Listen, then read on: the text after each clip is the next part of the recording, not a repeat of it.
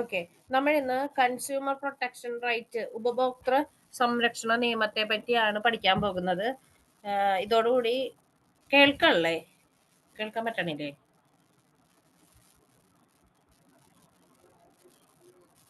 കേൾക്കാൻ പറ്റണില്ലേ? ആരൊന്നും പറയണില്ലല്ലോ.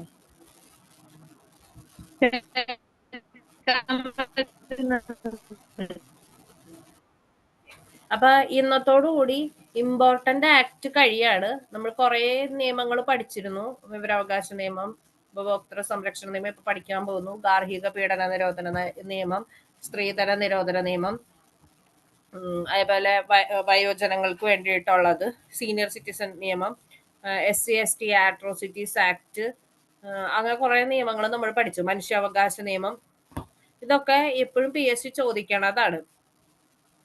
ഓക്കെ. അപ്പൊ ഇതിൽ നിന്നൊക്കെ എപ്പോഴും പരീക്ഷിക്കും. പോക്സോ പഠിച്ചു. അപ്പൊ ഇങ്ങനെ ഒരുപാട് നിയമങ്ങൾ പഠിച്ചു. ഇന്നത്തോടുകൂടി ഇമ്പോർട്ടന്റ് ആക്ട് കഴിയൂ കേട്ടോ. അപ്പൊ ഇന്ന് നമ്മൾ പറയാൻ പോണത് കൺസ്യൂമർ പ്രൊട്ടക്ഷൻ, ഉപഭോക്തൃ സംരക്ഷണ നിയമം. നമുക്കൊക്കെ അതിന്റെ ആനുകൂല്യം കിട്ടാൻ പറ്റുന്ന ഒരു നിയമമാണ് ഉപഭോക്തൃ സംരക്ഷണ നിയമം. നമ്മൾ പൈസ കൊടുത്തൊരു സാധനം വാങ്ങുകയാണെങ്കിൽ, അതെന്തും ആയിക്കൊള്ളട്ടെ, പൈസ കൊടുത്തൊരു സാധനം വാങ്ങുകയാണെങ്കിൽ നമുക്കതിന് കുറച്ച് റൈറ്റ് ഒക്കെ ഉണ്ട്. ആ സാധനം നമുക്ക് കിട്ടിക്കഴിയുമ്പോൾ അത് എന്താ പറയാ, കേടുപാടൊന്നും ഇല്ലാതെ നമ്മുടെ അവകാശങ്ങളാണ് അതൊക്കെ. അല്ലാണ്ട് അവരുടെ ഔദാര്യമല്ല. നമുക്ക് കേടുപാടില്ലാതെ ആ സാധനം കിട്ടുക, അതേപോലെ അതിനെന്തെങ്കിലുമൊക്കെ പ്രശ്നങ്ങൾ ഉണ്ടാകുകയോ പരിഹരിക്കുക, അതൊക്കെ നമ്മുടെ അവകാശമാണ്, അല്ലാണ്ട് ആരുടെ ഔദാര്യമൊന്നുമല്ല. അപ്പൊ അതിനെപ്പറ്റി നമ്മളെ ബോധവാന്മാരാക്കുന്ന ഒരു നിയമമാണ് ഈ consumer protection act. Consumer protection act 2019 നമ്മൾ പറയണത്. ആദ്യം 1986 ഒരു നിയമം വന്നിട്ടുണ്ട്. ഇതിനെ അമെൻഡ് ചെയ്തുകൊണ്ട് വന്ന നിയമമാണ്, ഭേദഗതി ഇത് വന്നതാണ് 2019 കൺസ്യൂമർ പ്രൊട്ടക്ഷൻ ആക്ട് കേട്ടോ. അതില് നമ്മളൊക്കെ ഉപഭോക്താക്കളാണ്. പല സാധനങ്ങളും നമ്മൾ വാങ്ങുന്നവരാണ്. അപ്പൊ ഉപഭോക്താവിന്റെ അവകാശങ്ങൾ സ്പഷ്ടമായി നിർവചിക്കുകയും ഉപഭോക്തൃ സംരക്ഷണത്തിനായി ഇന്ത്യയിൽ പ്രത്യേക നീതിന്യായം സംവിധാനങ്ങൾ സ്ഥാപിതവുമാകുകയും ചെയ്തത് 1986 ഉപഭോക്തൃ സംരക്ഷണ നിയമത്തിന്റെ ഫലമായാണ്. അപ്പൊ നമ്മുടെ അവകാശങ്ങൾ എന്തൊക്കെയാണ്, നമുക്ക് എന്തൊക്കെ റൈറ്റ് ഒരു സാധനം വാങ്ങുമ്പോൾ നമുക്ക് കിട്ടും, അതിനെ പറ്റിയൊക്കെ നമ്മളെ ബോധവാന്മാരാക്കുവാനും, അതേപോലെ അതിനായിട്ട് പ്രത്യേകം നീതിന്യായ സംവിധാനം ഉണ്ട്. അതിനു വേണ്ടി ഒരു നിയമം കൊണ്ടുവന്നത് 1986. ഈ വർഷം ഇമ്പോർട്ടന്റ് ആണ്. 1986 ഉപഭോക്തൃ സംരക്ഷണ നിയമം വന്നത്. അപ്പൊ ആ നിയമത്തിലൂടെയാണ് നമുക്ക് നമ്മുടെ അവകാശങ്ങളെ പറ്റിയൊക്കെ കൃത്യമായി നിർവചിച്ചത്. അതൊക്കെ ചെയ്തത് ഈ നിയമത്തിലാണ്.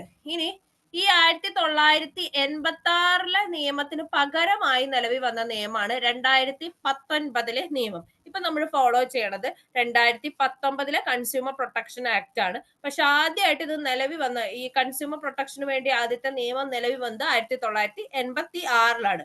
ഉപഭോക്തൃ പരാതികൾ വേഗത്തിൽ പരിഹരിക്കാനുള്ള മാർഗങ്ങളും രീതികളൊക്കെ ഈ നിയമത്തിൽ ഉൾപ്പെടുന്നുണ്ട്. നമുക്കറിയണം. അപ്പൊ 2 വർഷം ഓർക്കുക. 1986 ആദ്യമായിട്ട് ഉപഭോക്തൃ സംരക്ഷണ നിയമം നിലവിൽ വന്നത്. അതിന്റെ അമെൻമെന്റ് ആക്ട് ആണ് 2019 വന്നത്. ഇനി ഐക്യരാഷ്ട്രസഭ ഉപഭോക്തൃ സംരക്ഷണം സംബന്ധിച്ച മാർഗരേഖ ഉൾക്കൊള്ളുന്ന പ്രമേയം ആദ്യമായിട്ട് 85 അംഗീകരിച്ചു.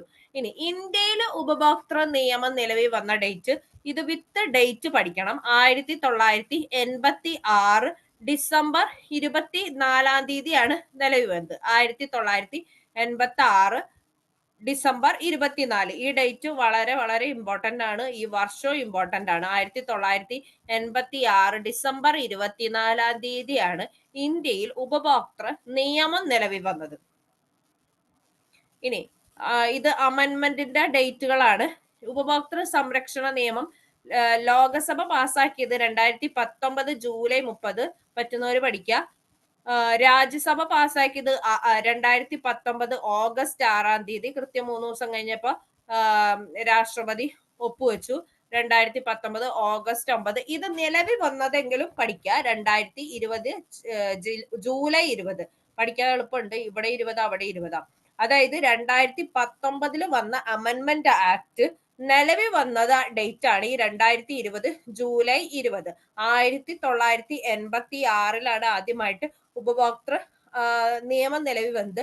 അത് ഇന്ത്യയിൽ വന്നത് 1986 ഡിസംബർ 24 ഇതില് കുറച്ച് ഭേദഗതി മാറ്റങ്ങൾ പുതിയതായിട്ട് നമ്മളിപ്പോ ഒരു 2019-20 ആയപ്പോ കൂടുതലായിട്ട് ഓൺലൈൻ ഷോപ്പിങ്ങും അങ്ങനത്തെ ഒക്കെ കൂടുതൽ തുടങ്ങി. അപ്പൊ അതും കൂടിയൊക്കെ ഉൾക്കൊള്ളിച്ചുകൊണ്ടൊക്കെ വന്ന ഒരു നിയമമാണ് 2019 വന്നത്.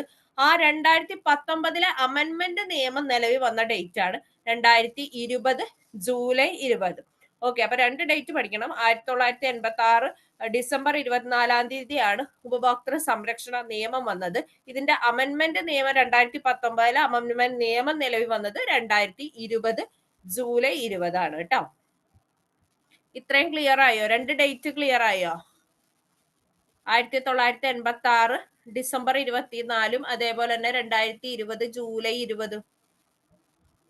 ക്ലിയർ അല്ലേ? ഓക്കെ.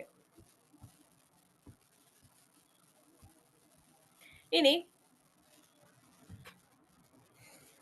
2019 ഉപഭോക്തൃ സംരക്ഷണ നിയമത്തിന് കീഴിൽ അന്വേഷണത്തിനുള്ള അധികാരം ആർക്കാണ് നൽകപ്പെട്ടിട്ടുള്ളത്? ഈ നിയമപ്രകാരം 2019 നിയമപ്രകാരം ഈ നിയമത്തിന് കീഴിൽ അന്വേഷിക്കാനുള്ള അധികാരം കടപ്പെട്ടിട്ടുള്ളത് 2 പേർക്കാണ്. അതൊന്ന് ഡയറക്ടർ ജനറലും അതേപോലെ ജില്ലാ കളക്ടർ. ഈ 2 പേരാണ് 2019 ഈ നിയമപ്രകാരം ഉപഭോക്തൃ സംരക്ഷണ നിയമത്തിന് പ്രകാരം അന്വേഷണങ്ങൾക്ക് അധികാരപ്പെട്ടിട്ടുള്ളത് ചോദിച്ചിട്ടുണ്ട് കേട്ടോ.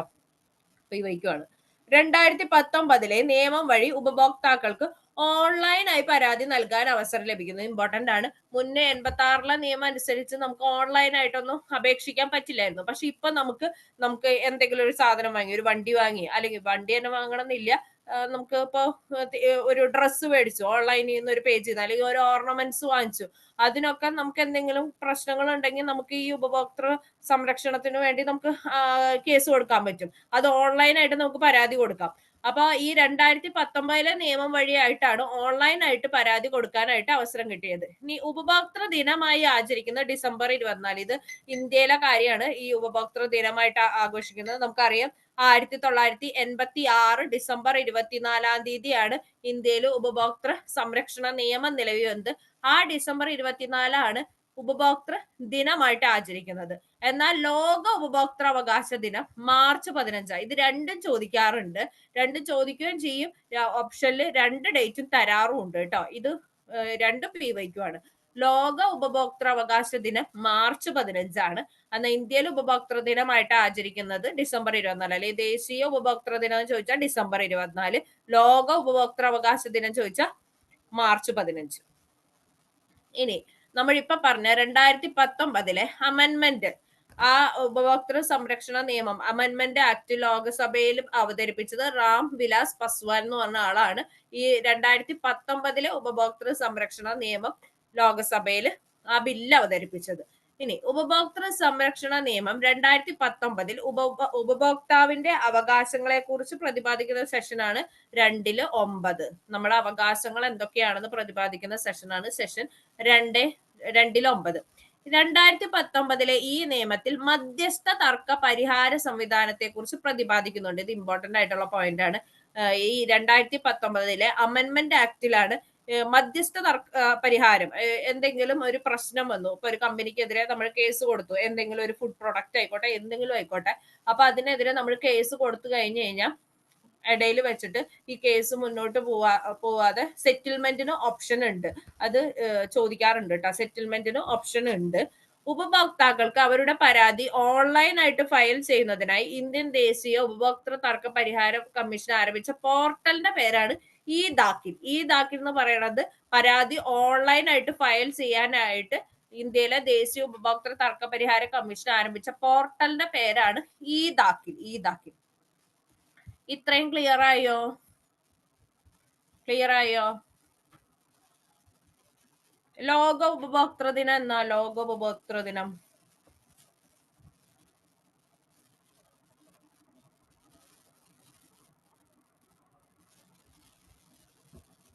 മാർച്ച് 15. ബാക്കി ആൻസർ ഇല്ലേ? ലോക ഉപഭോക്തൃ ദിനം? രണ്ടാളെ പറഞ്ഞോളൂല്ലോ.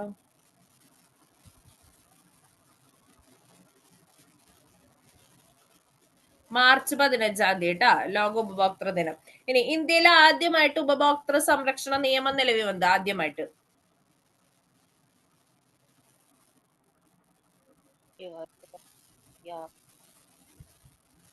വർഷടക്കം?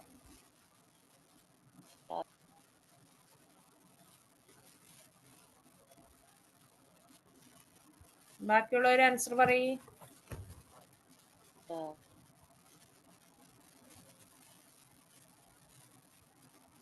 വേറെ ആരും പറയണില്ലേ? ഓക്കെ, 1986 ഡിസംബർ 24 കേട്ടോ. ഓക്കെ, ഇനി ഈ നിയമത്തിലെ അധ്യായങ്ങളാണ് ഈ പറയണത്. ഒന്നാമത്തെ അധ്യായം പ്രിലിമിനറി ആണ്. രണ്ടാമത്തെ ഉപഭോക്തൃ സംരക്ഷണ സമിതി, കേന്ദ്ര ഉപഭോക്തൃ സംരക്ഷണ അതോറിറ്റി, ഉപഭോക്തൃ തർക്ക പരിഹാര കമ്മീഷൻ, മധ്യസ്ഥത, ഉൽപ്പന്ന ബാധ്യത, കുറ്റങ്ങളും പിഴങ്ങളും, മിസ്സെല്ലേഴ്സ്. ജസ്റ്റ് ഒന്ന് നോക്കി പോയാൽ മതി. ഇനി ആരാണ് പരാതിക്കാരൻ? സെഷൻ 2.5 പറയണതാണ് പരാതിക്കാരൻ ആരാണെന്ന്. നിയമപ്രകാരം ഒരു പരാതിക്കാരൻ ഇനി പറയുന്നവർ ആരെങ്കിലും ആകാം. ഏതെങ്കിലും ഉപഭോക്താവ്. ഇപ്പൊ നമ്മൾ ഒരു ഡ്രസ്സ് വാങ്ങിച്ചു, അല്ലെങ്കിൽ ആ ഡ്രസ്സിന് എന്തെങ്കിലും പ്രശ്നങ്ങളുണ്ട്, അപ്പൊ നമ്മളാണ് ആ ഉപഭോക്താവ്. അപ്പൊ നമുക്ക് പരാതി കൊടുക്കാം. ഒരു ഡ്രസ്സ് തന്നെ ആവണമെന്നില്ല, എന്ത് സാധനം ആയിക്കോട്ടെ, ഓൺലൈൻ പർച്ചേസ് ചെയ്ത സാധനം ആയിക്കോട്ടെ. അപ്പൊ വാങ്ങിച്ച ഉപഭോക്താവിന് കേസ് കൊടുക്കാം, പരാതി കൊടുക്കാം. അതേപോലെ തന്നെ വോളണ്ടറി കൺസ്യൂമർ അസോസിയേഷൻ അങ്ങനെയുള്ള സംഘടനകൾക്ക് കേസ് കൊടുക്കാം. കേന്ദ്ര സർക്കാർ അല്ലെങ്കിൽ സംസ്ഥാന സർക്കാരിന് കേസ് കൊടുക്കാം. ഒന്നോ അതിലധികമോ ഉപഭോക്താക്കൾ, ചിലടത്ത് ഷെയർ ചെയ്തിട്ടാവും സാധനം മേടിച്ചിട്ടുണ്ടാവുക. അപ്പൊ ധാരാളം ഉപഭോക്താക്കൾ ഉള്ളിടത്ത് ഒന്നോ അതിലധികമോ ഉപഭോക്താക്കൾക്ക് ഒരുമിച്ച് കേസ് കൊടുക്കാം. ഇനി ഉപഭോക്താവ് മരണപ്പെട്ടാൽ അയാളുടെ നിയമപരമായ അവകാശിയോ പ്രതിനിധിക്കോ വേണമെങ്കിൽ കൊടുക്കാം. ആ ആള് തന്നെ ജീവനോടെ ഇരിക്കണമെന്ന് യാതൊരു നിർബന്ധമില്ല. അയാളുടെ നിയമപരമായിട്ടുള്ള അവകാശിക്ക് കൊടുക്കാൻ പറ്റും, അല്ലെങ്കിൽ പ്രതിനിധിക്കോ ഈ പരാതി കൊടുക്കാൻ പറ്റും. കേന്ദ്ര അതോറിറ്റിക്ക് ഇത് ചില കാര്യങ്ങളൊക്കെ ചെയ്തിട്ട് ഇപ്പൊ മരണപ്പെട്ടു പോവാണ്, ഈ സേവനങ്ങളും ഇതിന്റെ അണ്ടറിൽ വരും. അപ്പൊ എന്തെങ്കിലുമൊക്കെ സേവനം, ഇപ്പൊ ഒരു ആശുപത്രിയിൽ ഒരു സേവനം കിട്ടി, ഒരു സർജറി ചെയ്തു മരിച്ചു, അങ്ങനെയൊക്കെയുള്ള കേസുകളൊക്കെ ഉദ്ദേശിച്ചുകൊണ്ടാണ് അങ്ങനെ പറയണത്. കേന്ദ്ര അതോറിറ്റി. ഇനി ഒരു ഉപഭോക്താവ് പ്രായപൂർത്തിയാകാത്ത വ്യക്തിയാണെങ്കിൽ ആ വ്യക്തിയുടെ മാതാപിതാക്കൾക്കോ രക്ഷിതാക്കൾക്കോ ആർക്ക് വേണേലും പരാതി കൊടുക്കാം. അപ്പൊ പരാതിക്കാരനില് ഏതെങ്കിലും ഉപഭോക്താവിന് പറ്റാം, വോളണ്ടറി കൺസ്യൂമർ അസോസിയേഷന് പറ്റാം, കേന്ദ്ര സർക്കാർ അല്ലെങ്കിൽ സംസ്ഥാന സർക്കാരിന് പറ്റാം, ഒന്നോ അതിലധികമോ ഉപഭോക്താക്കൾക്ക് പറ്റാം. ഇനി ഉപഭോക്താവ് മരണപ്പെട്ടാൽ അയാളുടെ നിയമപരമായ അവകാശിക്കോ പ്രതിനിധിക്കോ ഒക്കെ പറ്റാം. കേന്ദ്ര അതോറിറ്റിക്ക് പറ്റാം. ഒരു ഉപഭോക്താവ് പ്രായപൂർത്തിയാകാത്ത ചെറിയ കുട്ടികളാണെന്നുണ്ടെങ്കിൽ ആ വ്യക്തിയുടെ മാതാപിതാക്കളോ രക്ഷിതാക്കൾക്കോ ഒക്കെ പരാതി കൊടുക്കാൻ സാധിക്കും. ഇതും ചോദിച്ചിട്ടുണ്ട് കേട്ടോ. ഇനി ആരെ ഈ ഉപഭോക്താവ് എന്ന് പറയണത്? വില കൊടുത്തോ കൊടുക്കാമെന്ന കരാറിൽ ഓഫ്ലൈൻ അല്ലെങ്കിൽ ഓൺലൈൻ ഇടപാടുകൾ, അതായത് ചിലത് നമ്മളിങ്ങനെ വാക്കാല് കൊടുക്കില്ലേ, അങ്ങനെയുള്ളതും ഉപഭോക്താവിന്റെ അണ്ടറിൽ വരണതാണ്. ഇപ്പൊ നമുക്കൊരു ടോക്കൺ പോലെയൊക്കെ കൊടുക്കാം. അങ്ങനെ അപ്പൊ ഇത്ര പൈസ തരാമെന്നൊക്കെ പറഞ്ഞ ടോക്കൺ പോലെയൊക്കെ കൊടുക്കില്ലേ. ഇപ്പൊ എന്തെങ്കിലുമൊക്കെ വണ്ടി വാങ്ങുക, അല്ലെങ്കിൽ പഴയൊരു വണ്ടി വാങ്ങുക, അല്ലെങ്കിൽ എന്തെങ്കിലും പശുവിനെ വാങ്ങുക, അങ്ങനത്തെ ഒക്കെ ഉള്ളതിനൊക്കെ നമ്മൾ അങ്ങനെയാണല്ലോ ചെയ്യുക.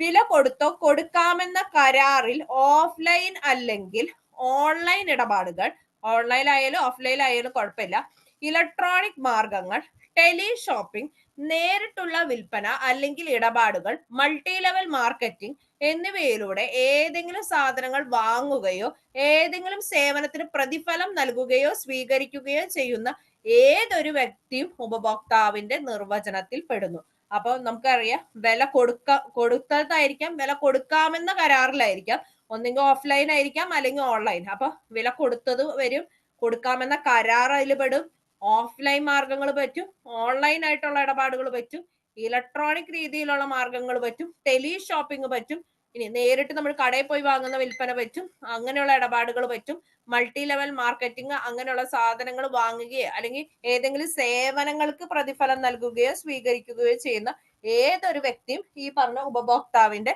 നിർവചനത്തിൽ പെടും.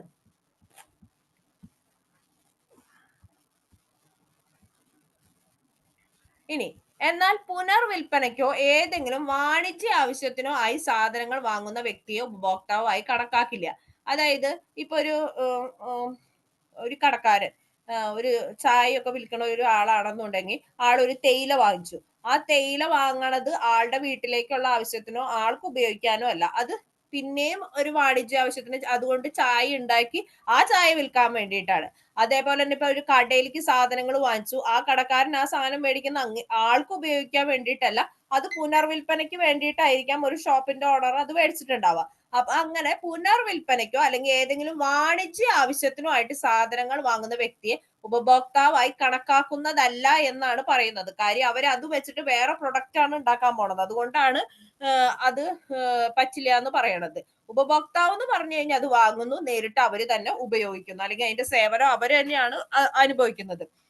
അങ്ങനെയുള്ളവരെയാണ് ഉപഭോക്താവ് എന്ന് പറയുന്നത്. ഇത് പ്രത്യേകം ശ്രദ്ധിക്കുക. പുനർവിൽപ്പനയ്ക്കോ അല്ലെങ്കിൽ ഏതെങ്കിലും വാണിജ്യ ആവശ്യത്തിനോ ആയിട്ട് സാധനങ്ങൾ വാങ്ങുന്ന വ്യക്തിയെ ഉപഭോക്താവായിട്ട് കണക്കാക്കില്ല. ഇനി ഉപഭോക്താക്കൾ ചൂഷണം ചെയ്യപ്പെടുകയോ കബളിപ്പിക്കപ്പെടുകയോ ചെയ്യുന്ന സന്ദർഭങ്ങളാണ്. ഒന്ന്, നമുക്കറിയാം മായം ചേർക്കുക, പൂഴ്ത്തി വെക്കുക. അതായത് എന്തെങ്കിലും മായം ചേർക്കുന്നത് നിങ്ങൾക്ക് അറിയാം. ഇപ്പൊ എല്ലാ സാധനത്തിലും നമ്മൾ ഇപ്പൊ മീൻ വാങ്ങിച്ചാൽ അതിൽ മായം ചേർക്കും. അങ്ങനെ പല രീതിയിലും നമുക്കറിയാം. ചിലര് എന്താ പറയാ, അരിയില് കല്ല് തൂക്കം കൂട്ടാനൊക്കെ ഇടാറുണ്ട്. അങ്ങനെ പല രീതിയിലും നമുക്ക് മായം ചേർത്ത് വിൽക്കാറുണ്ട്. അപ്പൊ മായം ചേർക്കുന്നത്, പൂഴ്ത്തി വെപ്പ്, അതേപോലെ ഗുണമേന്മയില്ലാത്ത സാധനങ്ങൾ വിൽക്കുന്നത്. നിങ്ങൾക്കറിയാം ഈ തുണിയുടെ കേസിലൊക്കെ ഗുണമേന്മയില്ലാത്ത ഡ്രസ്സൊക്കെ വിൽക്കുന്നത്, അമിതമായ വില ഈടാക്കുന്നത്. അതായത് ഒരു MRP ഒരു സാധനത്തിന് ഉണ്ടാവുമല്ലോ, അതിലും കൂടുതൽ അനാവശ്യമായിട്ട് വില ഈടാക്കുന്നത്. അതേപോലെ തന്നെ സേവനങ്ങൾ ലഭ്യമാക്കുന്നതിൽ കാലതാമസം വരുന്നത്. ഇപ്പൊ നിങ്ങൾക്ക് കുറെ ഓൺലൈൻ ആയിട്ടുള്ള ഏതെങ്കിലും പേജുകളും അതൊക്കെ ഓർമ്മ വരുന്നുണ്ടാവും. അപ്പൊ ഇതൊക്കെ ഉപഭോക്താക്കള് ചൂഷണം ചെയ്യപ്പെടുകയോ അല്ലെങ്കിൽ കബളിക്കപ്പെടുകയോ ചെയ്യുന്ന സന്ദർഭങ്ങളാണ്. മായം ചേർക്കുന്നത്, പൂഴ്ത്തിവെപ്പ്, ഗുണമേന്മയില്ലാത്ത സാധനങ്ങൾ വിൽക്കുന്നത്, അമിതമായിട്ട് വില ഈടാക്കുന്നത്, സേവനങ്ങൾ ലഭ്യമാക്കുന്നതിൽ കാലതാമസം വരുന്നതൊക്കെ നമ്മളെ ചൂഷണം ചെയ്യുന്ന സന്ദർഭങ്ങളാണ്. ഇനി പറയുന്നത് ഉപഭോക്തൃ കോടതികളാണ്. 1986 നിയമപ്രകാരം ഉപഭോക്താവിന് ഉൽപാദകരിൽ നിന്നോ വിതരണക്കാരിൽ നിന്നോ തൃപ്തികരമല്ലാത്ത അനുഭവം ഉണ്ടാകുമ്പോൾ ഉപഭോക്താവിനെ നിയമപരമായി സഹായിക്കാൻ ചുമതലപ്പെട്ട സംവിധാനമാണ് ഉപഭോക്തൃ കോടതികൾ. നമുക്കറിയാം, ഇപ്പൊ നമ്മളിപ്പോ അത് ഒരു സാധനം വാങ്ങിച്ചു, വില കൊടുത്തൊരു സാധനം വാങ്ങി, അത് ചെറിയ എമൗണ്ട് ആയിക്കോട്ടെ വലിയ എമൗണ്ട് ആയിക്കോട്ടെ, നമ്മൾ ആ സാധനം വാങ്ങി കഴിഞ്ഞു കഴിഞ്ഞാൽ അത് ക്വാളിറ്റിയിലും ക്വാണ്ടിറ്റിയിലും ഒക്കെ നല്ലൊരു സാധനം കിട്ടണമെന്നുള്ളത് നമ്മുടെ അവകാശമാണ്. അപ്പൊ അതിൽ നിന്ന് എന്തെങ്കിലും തൃപ്തികരമല്ലാത്ത അനുഭവങ്ങളൊക്കെ ഉണ്ടായി കഴിഞ്ഞാൽ നമുക്ക് നിയമപരമായിട്ട് ലീഗലി നീങ്ങാൻ പറ്റും. അതിന് നമ്മളെ സഹായിക്കുന്ന സംവിധാനമാണ് ഈ പറഞ്ഞ ഉപഭോക്തൃ കോടതികൾ. വണ്ടിക്കാര് ഇപ്പൊ മൈലേജ് ഇത്ര കിട്ടും എന്നൊക്കെ പറഞ്ഞിട്ട് നമുക്ക് ഇത്ര മൈലേജ് കിട്ടണില്ല, നമുക്ക് കേസിന് പോവാം. ഇതൊക്കെ പറ്റണ കാര്യങ്ങളാണ്. ഇപ്പം നമ്മളിപ്പോ ഓൺലൈനിൽ എന്തെങ്കിലുമൊക്കെ ഷോപ്പ് ചെയ്തു, എന്തെങ്കിലും ഇൻസ്റ്റാഗ്രാം പേജ് ഒക്കെ കണ്ടിട്ട് എന്തെങ്കിലും ഡ്രസ് ഓർണമെന്റ്സ് എന്തെങ്കിലും വാങ്ങിച്ചു, പറഞ്ഞ കാലതാമസത്തിന് ശേഷം നമുക്ക് അത് കഴിഞ്ഞ് അത് കിട്ടിയ നമുക്ക് പോവാം. ഇതൊക്കെ പറ്റുന്ന കാര്യങ്ങളാണ്. നമുക്ക് ഇതിനെപ്പറ്റി അറിയില്ല എന്നുള്ളതാണ് വാസ്തവം. അപ്പൊ ഈ ഉപഭോക്തൃ കോടതിക്കോടെ എന്ത് ചെയ്യാൻ പറ്റും? അതിവേഗം നമുക്ക് നീതി കിട്ടും. പിന്നെ ഉപഭോക്തൃ തർക്കങ്ങളിൽ ഏർപ്പെട്ട് നഷ്ടപരിഹാരം ഉൾപ്പെടെ ഉപഭോക്താവിന് അത് ലഭ്യമാക്കാം. ഇനി ഉപഭോക്താക്കളിൽ ആത്മവിശ്വാസം സൃഷ്ടിക്കുക, ജീവിതത്തിൽ ഗുണപരമായ മാറ്റം വരുത്തുകയും ചെയ്യുക. ദേശീയ, സംസ്ഥാന, ജില്ലാ തലങ്ങളിൽ ഉപഭോക്തൃ തർക്ക പരിഹാര കമ്മീഷനുകൾ സ്ഥാപിക്കുന്നത് ഉപഭോക്തൃ സംരക്ഷണ നിയമവ്യവസ്ഥയാണ്. അപ്പൊ നമുക്ക് നീതിയൊക്കെ കിട്ടുക, നഷ്ടപരിഹാരം കിട്ടുക, നമ്മളുടെ ഒരു കോൺഫിഡൻസ്, നമ്മുടെ അവകാശമാണെന്നുള്ള ഒരു സംഭവം നമ്മുടെ മനസ്സിലേക്ക് നമുക്കൊരു കോൺഫിഡൻസ് കിട്ടുന്ന കാര്യമാണ്. ഓക്കെ, അപ്പൊ ഇതൊക്കെ ഈ ഉപഭോക്തൃ കോടതിക്കൂടെ നമുക്ക് കിട്ടും എന്നാണ് പറയുന്നത്. ഇനി 3 തലത്തിലാണ് ഉപഭോക്തൃ കമ്മീഷനുകൾ ഉള്ളത്. ജില്ലാ തലത്തിൽ ഒരെണ്ണമുണ്ട്, സംസ്ഥാന തലത്തിൽ ഒരു തർക്ക പരിഹാര കമ്മീഷൻ ഉണ്ട്, അതേപോലെ ദേശീയ തലത്തിൽ ഒരു ഉപഭോക്തൃ തർക്ക പരിഹാര കമ്മീഷനുകളുണ്ട്. അങ്ങനെ 3 തലത്തിലാണ് ഈ പറഞ്ഞ ഉപഭോക്തൃ കമ്മീഷനുകൾ വർക്ക് ചെയ്യണത്. ഇത് നമ്മൾ വാങ്ങുന്ന സാധനങ്ങളുടെ മൂല്യത്തിനനുസരിച്ച്, ആ എമൗണ്ട് അനുസരിച്ചാണ് ഇത് ജില്ലയിലേക്ക് പോവോ, സംസ്ഥാനത്തിലേക്ക് പോവോ, ദേശീയയിലേക്ക് പോവോ എന്നുള്ളത് തീരുമാനിക്കുന്നത് കേട്ടോ. ആ കൊടുക്കുന്ന സാധനങ്ങളുടെ മൂല്യത്തിനനുസരിച്ച്, അല്ല നമ്മൾ വാങ്ങുന്ന സാധനത്തിന്റെ മൂല്യത്തിനനുസരിച്ച്. അപ്പൊ ജില്ലാ ഉപഭോക്തൃ തർക്ക പരിഹാര കമ്മീഷൻ ഉണ്ട്, സംസ്ഥാന ഉപഭോക്തൃ തർക്ക പരിഹാര കമ്മീഷൻ ഉണ്ട്, ദേശീയ ഉപഭോക്തൃ തർക്ക പരിഹാര കമ്മീഷൻ ഉണ്ട്. അങ്ങനെ 3 തരത്തിലുള്ള ത്രിതല ഉപഭോക്തൃ കമ്മീഷനുകൾ ഉണ്ട്. ഞാൻ ഇനി വിളിക്കാം അപ്പൊ. ഇതുവരെ എടുത്തതെന്ന് ഞാൻ ഒരു 2 ക്വസ്റ്റ്യൻ ചോദിക്കാം.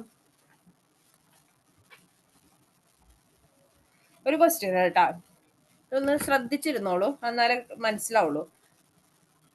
ഇത് ചോദിച്ചത് ഒരു കഴിഞ്ഞ പ്രാവശ്യത്തെ ബിവറേജ് എൽ ഡിക്ക് ചോദിച്ചതാണ് കേട്ടോ, 2023. ഒരു തത്വം എന്ന് പറഞ്ഞാൽ കൊടുത്തേക്കണേ, നിർമ്മാതാവിന് അവസാനത്തെ ആത്യന്തികമായി ഉപഭോഗം നടത്തുന്ന ഉപഭോക്താവിനോട് വരെ ബാധ്യതയുണ്ടെന്നും പറഞ്ഞാണ് കൊടുത്തേക്കണം കേട്ടോ. ഒരു എസ് എന്ന് പറഞ്ഞൊരു നിർമ്മാതാവ് ഉണ്ട്. എക്സ് നിർമ്മാതാവിൽ നിന്ന് സുതാര്യമല്ലാത്ത കുപ്പിയിൽ അടച്ച വൈൻ വാങ്ങുകയും തന്റെ സുഹൃത്തായ വൈക്ക് പകർന്നു നൽകുകയും ചെയ്തു. ഒച്ചിന്റെ അവശിഷ്ടം വൈയുടെ ഗ്ലാസ്സിൽ വീഴുകയും തൽഫലമായി വൈ കടുത്ത അസ്വാസ്ഥ്യം ബാധിക്കുകയും ചെയ്തു. അതായത് മനസ്സിലായില്ലേ? അതായത് എക്സ് എന്ന് പറഞ്ഞ ഒരാള്, എക്സ് എന്ന് പറഞ്ഞ ഒരു നിർമ്മാതാവ് എക്സ് വൈ പറയണ്ട, ഒരു നിർമ്മാതാവ് ഇങ്ങനെ ട്രാൻസ്പെറന്റ് അല്ലാത്ത ഒരു ബോട്ടിലില് വൈൻ വിറ്റു. അത് വൈ എന്ന് പറഞ്ഞ ഒരാള്, വൈ എന്ന് പേരുള്ള ഒരാള് അത് വാങ്ങി. ആള് വാങ്ങിയിട്ട് ആളല്ല അത് കുടിച്ചത്, ആളുടെ കൂട്ടുകാരന് ഒഴിച്ചു കൊടുത്തു വൈന്. അപ്പൊ ഒഴിച്ച് ആ വൈൻ കുടിച്ചു കഴിഞ്ഞപ്പോ കൂട്ടുകാരന് എന്ത് സംഭവിച്ചു, അതിൽ ഒച്ചിന്റെ അവശിഷ്ടം കിട്ടി. അപ്പൊ ആ ഒച്ചിന്റെ അവശിഷ്ടം കിട്ടി. ഈ സുഹൃത്തിന് ആകെ അസ്വസ്ഥത കാണിക്കാൻ തുടങ്ങി. അപ്പോ ഓപ്ഷൻസ് തന്നേക്കണത്, ഓപ്ഷൻ എ, നിർമ്മാതാവിന് വൈക്ക് നഷ്ടപരിഹാരം നൽകാൻ ബാധ്യതയുണ്ട്. കാര്യം ഓപ്ഷൻ എയിൽ പറയണത് നിർമ്മാതാവിന് വൈക്ക് നഷ്ടപരിഹാരം നൽകാൻ ബാധ്യതയുണ്ട്. ഇനി അടുത്തത്, നിർമ്മാതാവിന് എക്സുമായിട്ടാണ് ഉടമ്പടി എന്നതിനാൽ വൈക്ക് നഷ്ടപരിഹാരം നൽകാൻ ബാധ്യതയില്ല എന്നാണ് അടുത്ത സ്റ്റേറ്റ്മെന്റ്. നിർമ്മാതാവിന് എക്സുമായിട്ടാണ് ഉടമ്പടി, സോറി, നിർമ്മാതാവിന്റെ കയ്യിൽ നിന്ന് വൈൻ വാങ്ങിച്ചത് എക്സ് ആണ് കേട്ടോ. ഞാൻ എക്സ് അല്ല നിർമ്മാതാവ്, എനിക്ക് പറഞ്ഞത് തെറ്റിയതാണ്. നിർമ്മാതാവ് ഒരാള് ഒരു വൈൻ ഉണ്ടാക്കിയിട്ട് അത് എക്സ് എന്ന് പറഞ്ഞ ആളാണ് വാങ്ങിയത്. അത് കൂട്ടുകാരനായ വൈക്കാണ് ഒഴിച്ചു കൊടുത്തത്. അപ്പൊ വൈ ആണ് അസ്വസ്ഥത പ്രകടിപ്പിച്ച് ആശുപത്രിയിലായത്. അപ്പൊ നിർമ്മാതാവിന് എക്സുമായിട്ടാണ് ഉടമ്പടി എന്നതിനാൽ വൈക്ക് നഷ്ടപരിഹാരം നൽകാൻ ബാധ്യതയില്ല എന്നാണ് രണ്ടാമത്തെ സ്റ്റേറ്റ്മെന്റ്. മൂന്നാമത്തെ സ്റ്റേറ്റ്മെന്റ്, എക്സ് വൈക്ക് പരിഹാരം നൽകണം. അതായത് ആ കൂട്ടുകാരന് നഷ്ടപരിഹാരം കൊടുക്കേണ്ട ഉത്തരവാദിത്തം എക്സിനാണെന്ന്. പിന്നെ ഡി മേൽ പറഞ്ഞ ഒന്നുമല്ല.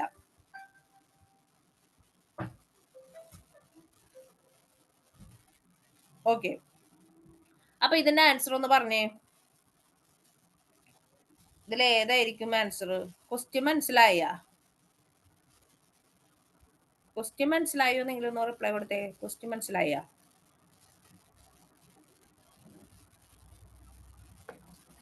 ക്വസ്റ്റ്യൻ മനസ്സിലായോ? ആ, സിമ്പിൾ ആയിട്ട് പറഞ്ഞ, ഞാനൊരു കടയിൽ നിന്ന് ഒരു വൈൻ വാങ്ങിച്ചു. ആ വൈൻ വാങ്ങിച്ചത് ഞാൻ എൻ്റെ അടുത്ത കൂട്ടുകാരിക്ക്, ഞാൻ കുടിച്ചിട്ടില്ല, ഞാൻ എൻ്റെ അടുത്ത കൂട്ടുകാരിക്ക് ഈ വൈൻ ഒരു ഗ്ലാസ്സിൽ അവ വീട്ടിൽ വിരുന്നിന് വന്നു കഴിഞ്ഞപ്പോൾ, എൻ്റെ വീട്ടിലേക്ക് ഗസ്റ്റ് ആയിട്ട് വന്നു കഴിഞ്ഞപ്പോൾ ഞാൻ വാങ്ങിച്ചതാണ് വൈൻ കുപ്പി. അത് കഴിഞ്ഞ് ഞാൻ എൻ്റെ ഒരു ഫ്രണ്ടിന് ഞാൻ ആ വൈൻ ഒഴിച്ചു കൊടുത്തു. വൈൻ ഒഴിച്ചു കൊടുത്തു കഴിഞ്ഞപ്പോൾ ഫ്രണ്ടിന് എന്ത് പറ്റി, അതിൽ ഒച്ചിന്റെ അവശിഷ്ടം ഉള്ളതുകൊണ്ട് അസ്വസ്ഥതകൾ കാണിക്കാൻ തുടങ്ങി. അപ്പോ ശരിക്കും ഈ പറഞ്ഞ നഷ്ടപരിഹാരം കിട്ടാണ്ടത് നമ്മൾ കടയിൽ നിന്ന് വാങ്ങിച്ച സാധനമാണ്. കടയിൽ നിന്ന് നിർമ്മാതാവ് വാങ്ങിച്ച സാധനമാണ്. ആ നിർമ്മാതാവിന് എനിക്കാണ് നഷ്ടപരിഹാരം തരാൻ ഉത്തരവാദിത്തം ഉള്ളൂ, അല്ലാണ്ട് എന്റെ കൂട്ടുകാരിക്ക് തരാൻ ഉത്തരവാദിത്തം ഇല്ല. പിന്നെ ചോദിച്ചത്, ഞാനാണ് കൂട്ടുകാരിക്ക് നഷ്ടപരിഹാരം കൊടുക്കേണ്ടത്. പിന്നെ മേൽ പറഞ്ഞ ഒന്നുമല്ല. എന്നിട്ട് നിങ്ങൾക്ക് തോന്നണ ആൻസർ?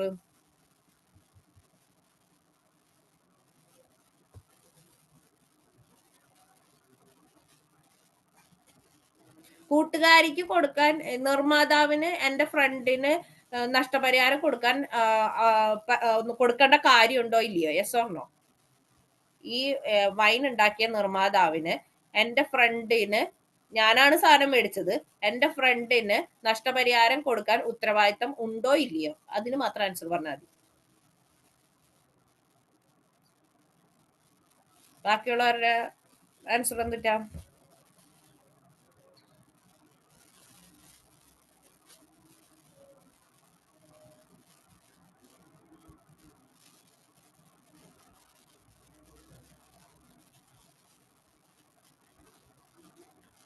ഓക്കെ.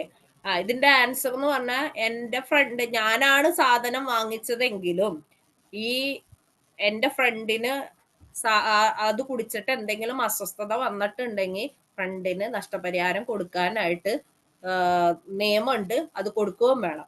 ഓക്കെ. അങ്ങനെ ബാധ്യതയുണ്ട്. ഞാനാണ് വാങ്ങിച്ചത് എന്ന് പറഞ്ഞിട്ട് കാര്യമില്ല. അതിന്റെ ആൻസർ എ ആണ്. നിർമ്മാതാവിന് വൈക്ക് നഷ്ടപരിഹാരം നൽകാൻ ബാധ്യതയുണ്ട് എന്നാണ് പറയണത്. അപ്പൊ അവസാനത്തെ ഉപഭോക്താവിന് വരെ കൊടുക്കാനായിട്ട് ബാധ്യതയുണ്ട് എന്നാണ് നിയമത്തിൽ പറയണത് കേട്ടോ.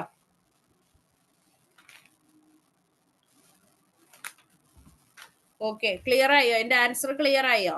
ഞാനാണ് സാധനം വാങ്ങിച്ചതെങ്കിലും എന്റെ കൂട്ടുകാരിക്ക് അത് കഴിച്ചിട്ട് എന്തെങ്കിലും അസ്വസ്ഥതകൾ വന്നു കഴിഞ്ഞു കഴിഞ്ഞാൽ അതിന് ബാധ്യത നിർമ്മാതാവിന് അത് കൊടുക്കാനായിട്ട് അതിനുള്ള ബാധ്യത ഉണ്ട്. ഓക്കെ. അപ്പൊ അടുത്തൊരു ക്വസ്റ്റ്യനിലേക്ക് പോവാം. ഉപഭോക്തൃ സംരക്ഷണ നിയമം 2019 നിലവിൽ വന്ന ഡേറ്റ്. ഉപഭോക്തൃ സംരക്ഷണ നിയമം 2019 നിലവിൽ വന്ന ഡേറ്റ്. ഇത് ചോദിച്ചത് കഴിഞ്ഞ പ്രാവശ്യത്തെ അസിസ്റ്റന്റ് സെയിൽസ്മാനിലാണ് കേട്ടോ. 2021 അസിസ്റ്റന്റ് സെയിൽസ്മാൻ ആണ്. ഇത് നിങ്ങൾ ലേറ്റസ്റ്റ് ആയിട്ട് പരീക്ഷ എഴുതാൻ പോണ ഒരു പരീക്ഷയും കൂടിയാണ് ഈ വരണ അസിസ്റ്റന്റ് സെയിൽസ്മാൻ എക്സാം. ഓഗസ്റ്റ് സെപ്റ്റംബറിലൊക്കെ ആയിട്ട് വരും. അപ്പൊ അതിന് ചോദിച്ച ഒരു ക്വസ്റ്റ്യൻ ആണ് കേട്ടോ. പറയ്, ഉപഭോക്തൃ സംരക്ഷണ നിയമം 2019 നിലവിൽ വന്ന ഡേറ്റ്.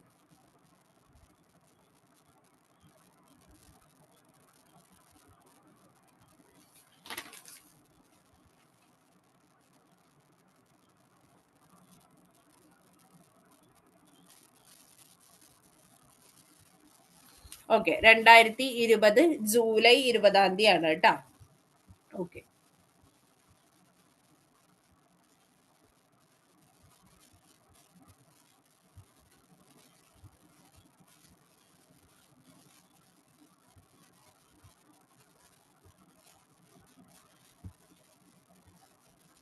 ഓക്കെ, അപ്പൊ 3 തരത്തിലുള്ള ഉപഭോക്തൃ കമ്മീഷനുകളാണ് ഉള്ളത്. ഒന്ന് ജില്ലാ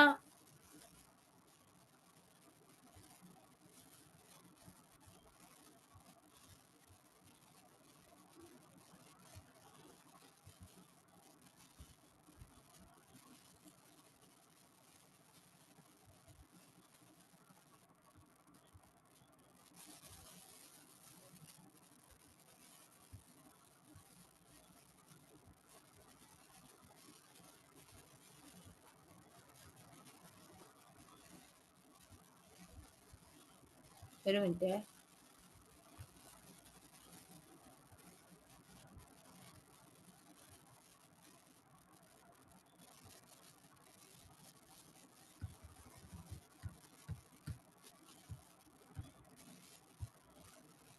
ഓക്കെ, അപ്പൊ 3 തലത്തിലുള്ള ഉപഭോക്തൃ കമ്മീഷനുകളാണ് ഉള്ളത്. ആദ്യത്തെയാണ് ജില്ലാ ഉപഭോക്തൃ തർക്ക പരിഹാര കമ്മീഷൻ, രണ്ടാമത്തെ സംസ്ഥാനം, പിന്നെ ദേശീയം. ഇനി ഉപഭോക്താവിന് പരാതി കൊടുക്കാൻ പറ്റാവുന്ന സന്ദർഭങ്ങളാണ് പറയുന്നത്. വിലയ്ക്ക് വാങ്ങിയ സാധനത്തിന് കേടുപാടുകൾ പോരായ്മ സംഭവിക്കാം. നമ്മൾ കാശ് കൊടുത്ത് വാങ്ങിയ ഒരു സാധനത്തിന് അതിന് കേടുപാടോ പോരായ്മയോ ഒക്കെ സംഭവിച്ചു കഴിഞ്ഞു കഴിഞ്ഞാൽ നമുക്ക് പരാതി കൊടുക്കാം. വിവിധ സർക്കാർ ഇതര സ്വകാര്യ സ്ഥാപനങ്ങളിൽ നിന്ന് ലഭിച്ച സേവനത്തിന് പോരായ്മകൾ ഉണ്ടാവുക. നമ്മൾ എന്ത് സേവനം വാങ്ങിച്ചാലും ആ സേവനത്തിന് നമുക്ക് അതൃപ്തി ഉണ്ടെങ്കിൽ പരാതിയുമായിട്ട് മുന്നോട്ട് പോകാം ഒരു സേവനത്തിന്. ഇനി നിയമാനുസൃതം രേഖപ്പെടുത്തിയിട്ടുള്ളതോ നിർണയിക്കപ്പെട്ടിട്ടുള്ളതായ വിലയേക്കാൾ കൂടുതൽ തുക ഈടാക്കുക. അമിതമായിട്ടുള്ള പൈസ വാങ്ങണത്, MRP കൂടുതൽ വാങ്ങുക, അതൊക്കെ ഇതിന്റെ അണ്ടറിൽ വരും. മായം ചേർക്കൽ നിരോധന നിയമം ലംഘിക്കുക. ജീവന് ഹാനികരമായതോ സുരക്ഷിതമല്ലാത്തതോ ആയ സാധനങ്ങൾ വിൽക്കുക. ഇപ്പൊ മറ്റേ അൽഫാമല്ലോ ഷവർമയൊക്കെ കഴിച്ചിട്ട് ഓരോ ജീവന് ഹാനികരമായി കുറെ പേര് മരിച്ചിട്ടുണ്ട്, അങ്ങനെയൊക്കെ കേട്ടിട്ടില്ലേ നിങ്ങൾ? ഇനി ന്യായരഹിതവും ഉപഭോക്താവിന്റെ സ്വാതന്ത്ര്യത്തെ പരിമിതപ്പെടുത്തുന്നതുമായ വ്യാപാര നടപടികൾ മൂലം നഷ്ടമുണ്ടാവുക. ഇനി വിൽപ്പന ത്വരിതപ്പെടുത്തുന്നതിന് വേണ്ടി തെറ്റിദ്ധരിപ്പിക്കുന്ന പരസ്യം നൽകുക. നിങ്ങൾ കേട്ടിട്ടുണ്ടാവും, കുറെ ആക്ട്രസുമാര് അതേപോലെ ആക്ടേഴ്സിനൊക്കെ പണി കിട്ടിയിട്ടുള്ള ഒരു സംഭവമാണത്. തെറ്റിദ്ധരിപ്പിക്കുന്ന പരസ്യം ടിവിയിലും മറ്റു മീഡിയത്തിൽ കൂടെയൊക്കെ മാധ്യമങ്ങളിൽ കൂടെയൊക്കെ കൊടുത്തിട്ട് പ്രശ്നങ്ങൾ ഉണ്ടാവണത്. അങ്ങനെ തെറ്റിദ്ധരിപ്പിക്കുന്ന പരസ്യങ്ങൾ നൽകി കഴിഞ്ഞാൽ നമുക്ക് കേസിന് പോകാം. ഉപയോഗിച്ചിട്ട് എന്തെങ്കിലുമൊക്കെ പ്രശ്നങ്ങൾ പറ്റിയിട്ടുണ്ടെങ്കിൽ നമുക്ക് കേസിന് പോകാം. ഓക്കെ. അപ്പൊ ഇതാണ് വിലക്ക് വാങ്ങിയ സാധനത്തിന് കേടുപാടുകൾ പോരായ്മകൾ സംഭവിക്കുക. വിവിധ സർക്കാർ ഇതര സ്വകാര്യ സ്ഥാപനങ്ങളിൽ നിന്ന് ലഭിച്ച സേവനത്തിന് പോരായ്മ ഉണ്ടാവുക. പിന്നെ പൈസ MRP കൂടുതൽ തുക വാങ്ങുക, അല്ലെങ്കിൽ മായം ചേർക്കുക, ജീവന് ഹാനികരമായിട്ടല്ല ഉള്ളതോ അല്ലെങ്കിൽ സുരക്ഷിതമല്ലാത്തതുമായ സാധനം വിൽക്കുക. പിന്നെ ഉപഭോക്താവിന്റെ സ്വാതന്ത്ര്യത്തെ പരിമിതപ്പെടുത്തുന്ന വ്യാപാര നടപടികൾ മൂലം നഷ്ടമുണ്ടാകുക. വിൽപ്പന ത്വരിതപ്പെടുത്താൻ വേണ്ടി തെറ്റിദ്ധരിപ്പിക്കുന്ന പരസ്യമൊക്കെ കൊടുക്കുക. ഇനി ദേശീയ ഉപഭോക്തൃ തർക്ക പരിഹാര കമ്മീഷൻ.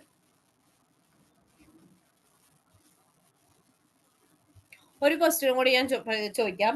ഇത് കഴിഞ്ഞ 2021 LDC മെയിൻസിന് വന്ന ക്വസ്റ്റ്യൻ ആണ്.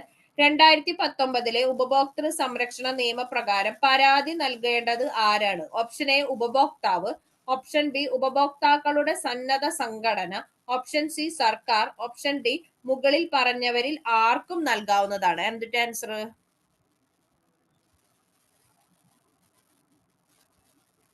ആൻസർ പറയോ? ഓക്കെ, ഓപ്ഷൻ ഡി ആണ്. ഉപഭോക്താവിന് കൊടുക്കാം, സന്നദ്ധ സംഘടനയ്ക്ക് കൊടുക്കാം, സർക്കാരിന് കൊടുക്കാം, മുകളിൽ പറഞ്ഞ ആർക്കും കൊടുക്കാം.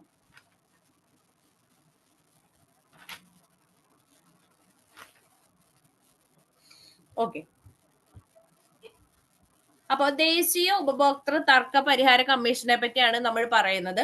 ദേശീയ ഉപഭോക്തൃ തർക്ക പരിഹാര കമ്മീഷന്റെ രൂപീകരണവുമായി ബന്ധപ്പെട്ട സെഷൻ 53 58-ാം വകുപ്പ് പ്രകാരം ഈ വാല്യൂ ആണ് ഇമ്പോർട്ടന്റ്.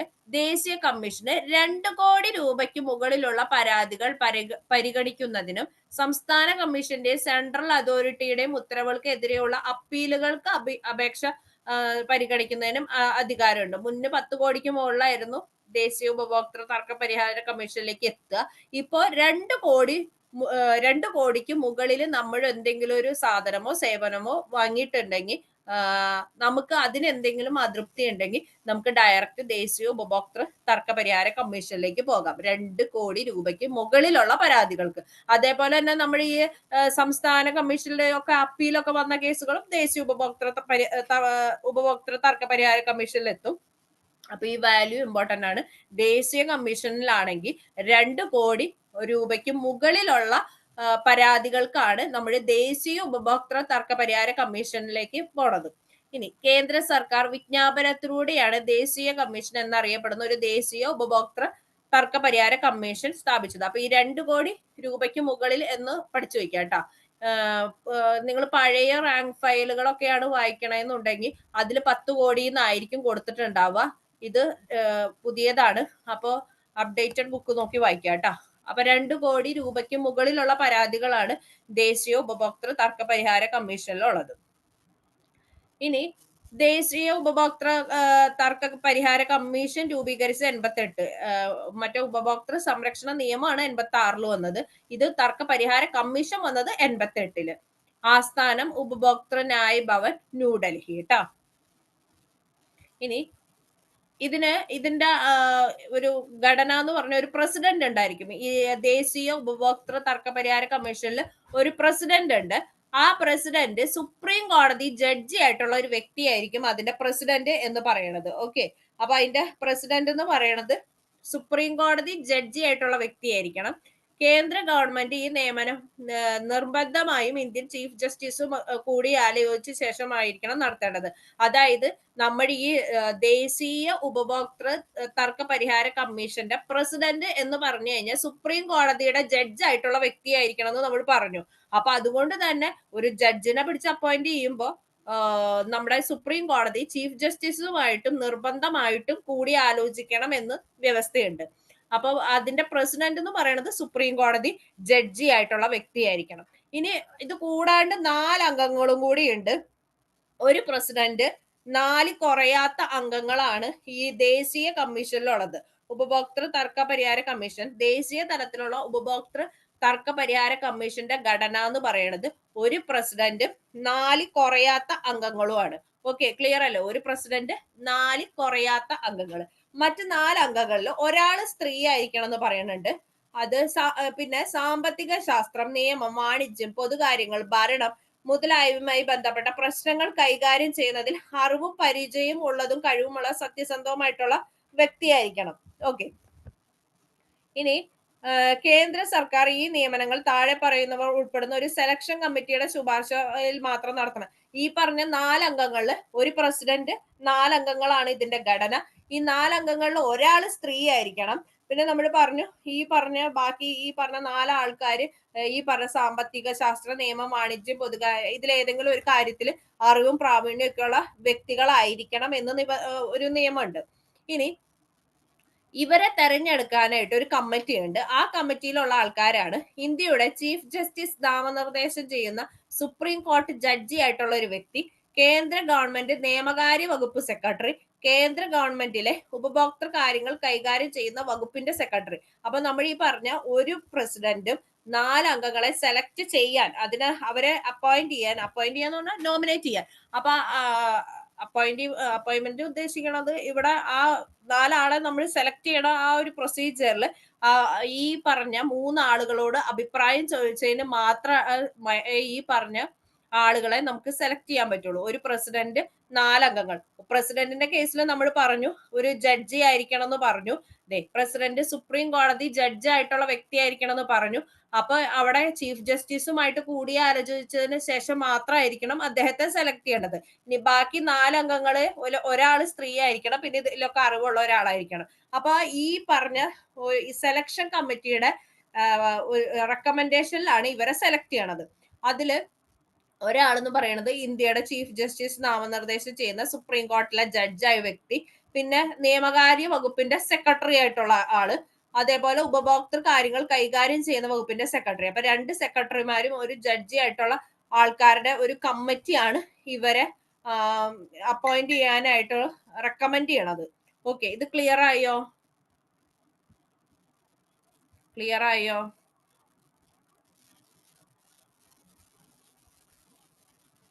ആരും ഒന്നും പറയണില്ലല്ലോ. ഓക്കെ, അപ്പൊ ദേശീയ ഉപഭോക്തൃ തർക്ക പരിഹാര കമ്മീഷനിൽ എത്ര രൂപയ്ക്ക് മുകളിലുള്ള പരാതികളാണ് പോവാ? 2 കോടി. 2 കോടി.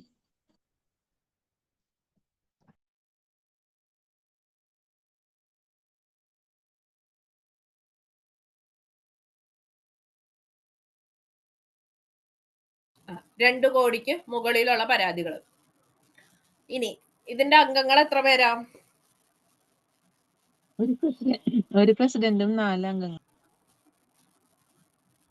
4 അല്ല, 4 എന്ന് പറയാൻ പറ്റില്ല. ഒരു പ്രസിഡന്റും 4 അംഗങ്ങൾ. പറയ്, ബാക്കിയുള്ളവരൊന്ന് പറയ്. അത് സ്പ്ലിറ്റ് ചെയ്ത് പറയണത് തന്നെയാ നല്ലത്. ഒരു പ്രസിഡന്റും 4 കുറയാത്ത അംഗങ്ങളും കേട്ടാ. ഒരു പ്രസിഡന്റ് 4 പേര് കുറയാത്ത മറ്റംഗങ്ങൾ കേട്ടാ.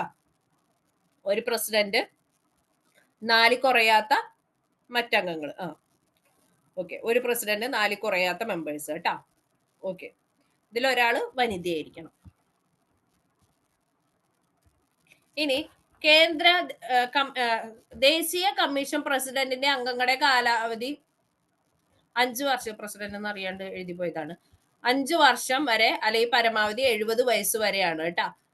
മറ്റംഗങ്ങളുടെ കാലാവധി 5 വർഷം വരെ, പരമാവധി 67 വയസ്സ്. അപ്പൊ സോറി, ഇത് പ്രസിഡന്റിന്റെയാണ് ഉദ്ദേശിച്ചത്. പ്രസിഡന്റിന്റെ കാലാവധി 5 വർഷം അല്ലെങ്കിൽ 70 വയസ്സ്, പരമാവധി 70 വയസ്സ്. ഒന്നെങ്കിൽ 70 വയസ്സ്, അതായത് 5 വർഷം ആകെ പറ്റുള്ളൂ. 5 വർഷം ആവണതിന് മുന്നേ 70 വയസ്സായി കഴിഞ്ഞു കഴിഞ്ഞാൽ കാര്യമില്ല.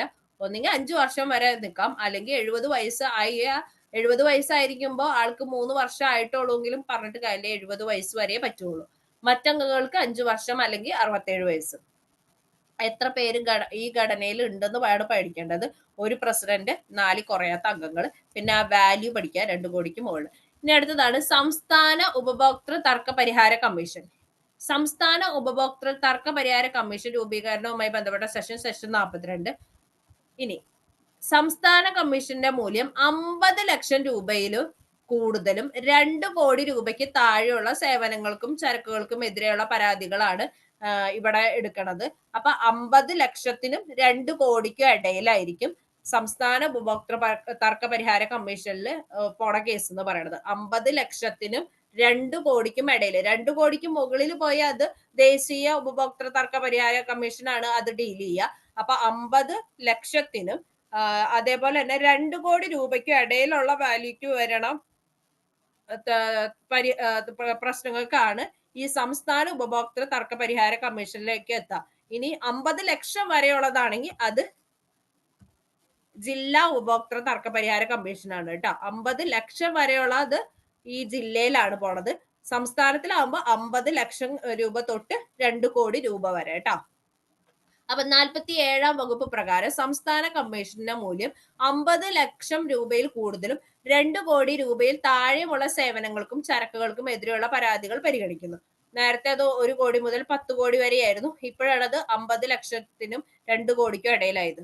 നേരത്തെ പറഞ്ഞ പോലെ തന്നെ ഇവിടെയും ഒരു പ്രസിഡന്റും 4 കുറയാത്ത അംഗങ്ങളാണ് ഉള്ളത്. കേന്ദ്ര സർക്കാരുമായി കൂടിയാലോചിച്ച് തീരുമാനിക്കുന്ന നിശ്ചിത എണ്ണത്തിൽ കൂടാത്തതുമായ അംഗങ്ങൾ.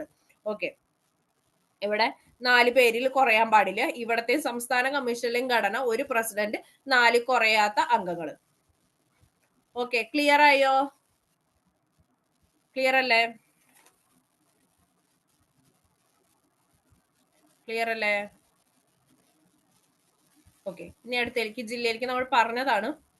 ഇനി കേന്ദ്ര സർക്കാരിന് സംസ്ഥാന കമ്മീഷനിലെ പ്രസിഡന്റിന്റെയും അംഗങ്ങളുടെയും യോഗ്യതകൾ, നിയമന രീതി, കാലാവധി, രാജി, നീക്കം ചെയ്യൽ എന്നിവയെ സംബന്ധിച്ച് ചട്ടങ്ങൾ നിർമ്മിക്കുക. അത് സംസ്ഥാന കമ്മീഷന്റെ കാര്യമാണ് നമ്മളിപ്പോ പറയണത്. കേന്ദ്ര സർക്കാരിന് പക്ഷെ അതിൽ നിയമം നിർമ്മിക്കാൻ അധികാരമുണ്ട്. സംസ്ഥാന കമ്മീഷനിലായാലും സംസ്ഥാന ഗവൺമെന്റിനല്ല അതിന്റെ റോള്, കേന്ദ്ര ഗവൺമെന്റിനാണ്. ഇനി സംസ്ഥാന സർക്കാരിന് സംസ്ഥാന കമ്മീഷൻ പ്രസിഡന്റിന്റെ അംഗങ്ങളുടെയും ശമ്പളവും അലവൻസും മറ്റു സേവനങ്ങളും സംബന്ധിച്ചത് വിജ്ഞാപനത്തിലൂടെ നിർമ്മിക്കാം. അത് മാത്രമേ ഉള്ളൂ സംസ്ഥാന ഗവൺമെന്റിന്റെ റോൾ എന്ന് പറയുന്നത്. അവരുടെ ശമ്പളം അലവൻസ് ഒക്കെ തീരുമാനിക്കാം. സംസ്ഥാന കമ്മീഷനെ അതിന്റെ ചുമതലകൾ നിർവഹിക്കുന്നതിൽ സഹായിക്കാനായ ആവശ്യമായ ഉദ്യോഗസ്ഥരെയും ജീവനക്കാരെയും നൽകുന്നതൊക്കെ സംസ്ഥാന സർക്കാരാണ് ഉദ്യോഗസ്ഥരെയൊക്കെ കൊടുക്കണത്. പക്ഷെ അവരുടെ യോഗ്യത, നിയമന രീതി, കാലാവധി, രാജി, നീക്കം ചെയ്യൽ അതൊക്കെ വിജ്ഞാപനത്തിലൂടെ നിർമ്മിക്കുന്നത് കേന്ദ്ര സർക്കാരാണ്. ഇനി ജില്ലാ ഉപഭോക്തൃ തർക്ക പരിഹാര കമ്മീഷൻ സെഷൻ 34 ഒക്കെ പറ്റണവർ പഠിച്ചാൽ മതി. ഇനി 34 പ്രകാരം 50 ലക്ഷം രൂപ വരെ ഉള്ള മൂല്യങ്ങൾക്കാണ് ഈ ജില്ലാ ഉപഭോക്തൃ തർക്ക പരിഹാര കമ്മീഷനിലേക്ക് പോകേണ്ടത്. അതിലെ അംഗങ്ങൾ ബാക്കി 2 സംസ്ഥാനത്തിന്റെയും ദേശീയത്തിലെയും ഒരു പ്രസിഡന്റും 4 കുറയാത്ത അംഗങ്ങളുമാണ്. ഇവിടെ ശ്രദ്ധിക്കണം, ഒരു പ്രസിഡന്റും 2-ൽ കുറയാത്ത അതുമാണ്. പിന്നെ കേന്ദ്ര സർക്കാരുമായി കൂടിയാലോചിച്ച് തീരുമാനിക്കുന്ന എണ്ണത്തിൽ കൂടാത്ത അംഗങ്ങൾ. ഇതൊക്കെ PYQ ആണ് കേട്ടോ. ഒരു പ്രസിഡന്റ് 2-ൽ കുറയാത്തത്, മറ്റോടത്തൊക്കെ ഒരു പ്രസിഡന്റ് 4-ൽ കുറയാത്തതാണ് കേട്ടോ. ഓക്കെ, ഒരു ക്വസ്റ്റ്യൻ നോക്കാം. ഇതിന്റെ ആൻസർ നിങ്ങൾ പറയണേ. താഴെ പറയുന്നതിൽ ഉപഭോക്തൃ നിയമത്തിന്റെ പരിധിയിൽ വരാത്തത് ഏത്? ഓപ്ഷൻ എ ആശുപത്രി രോഗി ബന്ധം, ഓപ്ഷൻ ബി ഇൻഷുറൻസ് കമ്പനിയും ഇൻഷുർ ചെയ്ത വ്യക്തിയും തമ്മിലുള്ള ബന്ധം, ഓപ്ഷൻ സി വിദ്യാഭ്യാസ സ്ഥാപനവും വിദ്യാർത്ഥിയുമായുള്ള ബന്ധം, ഓപ്ഷൻ ഡി ഉൽപാദകനും വിതരണക്കാരനും തമ്മിലുള്ള ബന്ധം. താഴെ പറയുന്നതിൽ ഉപഭോക്തൃ നിയമത്തിന്റെ പരിധിയിൽ വരാത്തത് ഏത്?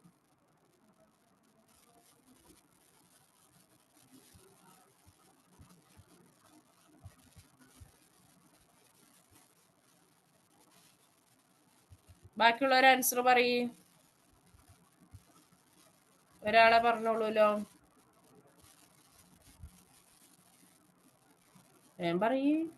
ഓപ്ഷൻ എ ആശുപത്രി രോഗി ബന്ധം, ഓപ്ഷൻ ബി ഇൻഷുറൻസ് കമ്പനിയും ഇൻഷുർ ചെയ്ത വ്യക്തിയും തമ്മിലുള്ള ബന്ധം, ഓപ്ഷൻ സി വിദ്യാഭ്യാസ സ്ഥാപനം വിദ്യാർത്ഥിയുമായിട്ടുള്ള ബന്ധം, ഓപ്ഷൻ ഡി ഉൽപാദകനും വിതരണക്കാരനും തമ്മിലുള്ള ബന്ധം.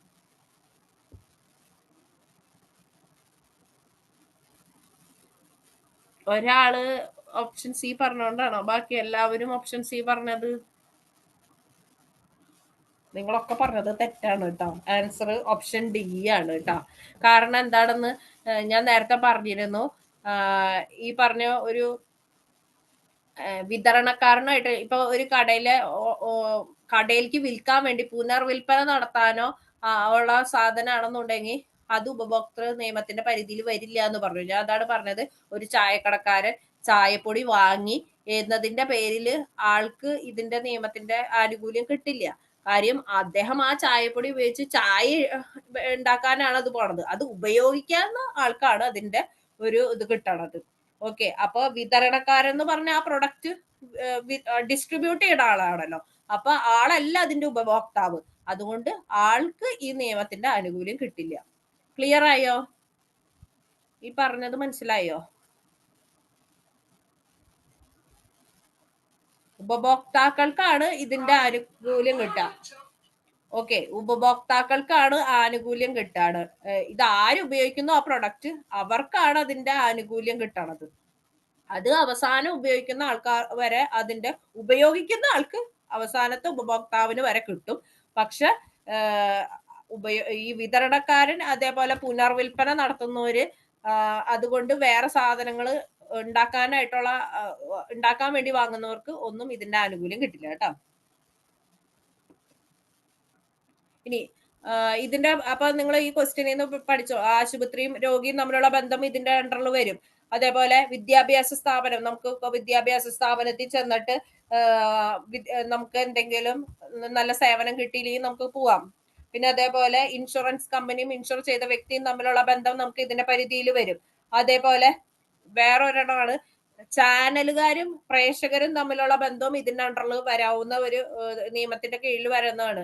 നമ്മള് ന്യൂസ് ചാനലുകളും അത് ഇതൊക്കെ കാണില്ലേ മീഡിയയും. അപ്പൊ ഈ ചാനലുകളും പ്രേക്ഷകരും തമ്മിലുള്ള ബന്ധവും ഇതിന്റെ അണ്ടറിൽ വരും. പിന്നെ ട്രാവൽ ഏജൻസി യാത്രക്കാരും തമ്മിലുള്ള ബന്ധം വരും. ബാങ്കുകളും കസ്റ്റമറും തമ്മിലുള്ള ബന്ധമൊക്കെ ഈ പറഞ്ഞ കൺസ്യൂമർ പ്രൊട്ടക്ഷന്റെ നിയമത്തിന്റെ അണ്ടറിൽ വരണതാണ് കേട്ടോ. അതൊന്നും നിങ്ങൾ ചിലപ്പോൾ ചിന്തിച്ചു എന്ന് വരില്ല. ഓക്കെ, ക്ലിയർ അല്ലേ?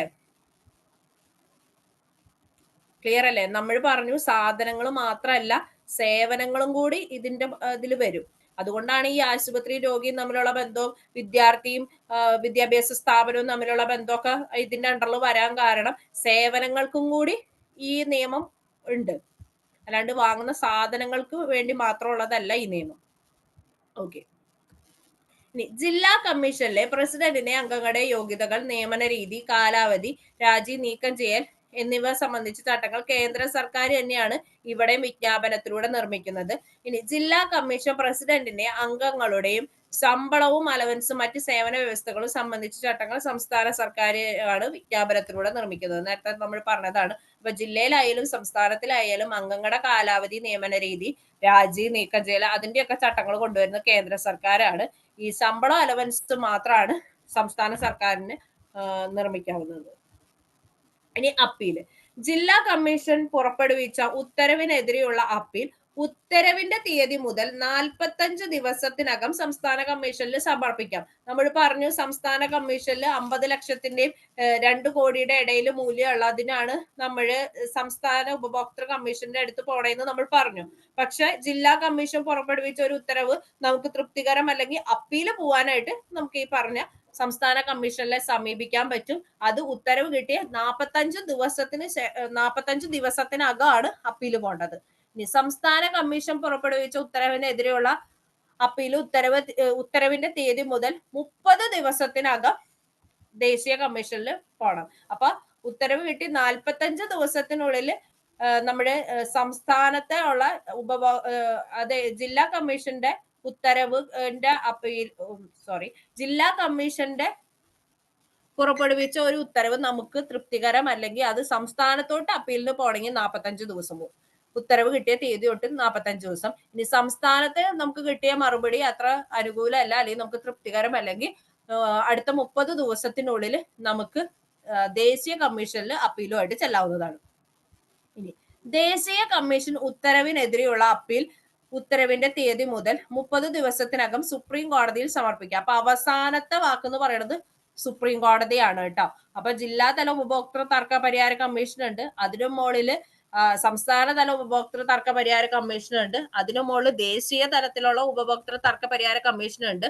ഇതിന്റെ അവസാന വാക്ക് എന്ന് പറയുന്നത് സുപ്രീം കോടതിയാണ്. അപ്പൊ നമുക്ക് ദേശീയ ഉപഭോക്തൃ തർക്ക പരിഹാര കമ്മീഷനിൽ പോയിട്ടും നമുക്ക് തൃപ്തികരമല്ലെങ്കിൽ നമുക്ക് എവിടേക്ക് സമീപിക്കാം? സുപ്രീം കോടതിയിലേക്ക് പോവാം, അപ്പീലായിട്ട് പോവാം. അത് 30 ദിവസത്തിനകം തന്നെയാണ് സുപ്രീം കോടതിയിൽ സമർപ്പിക്കേണ്ടത്. ഇനി ഉപഭോക്താവും സേവനദാതാവും നിർമ്മാതാവും തമ്മിലുള്ള കരാറിന്റെ ഏതെങ്കിലും ഫലപ്രദമല്ലാത്തതും അസാധുവായ നിബന്ധനകൾ അന്യായമായി കണക്കാക്കുന്നതിന് സംസ്ഥാന കമ്മീഷനെയും ദേശീയ കമ്മീഷനും അധികാരപ്പെടുന്നു.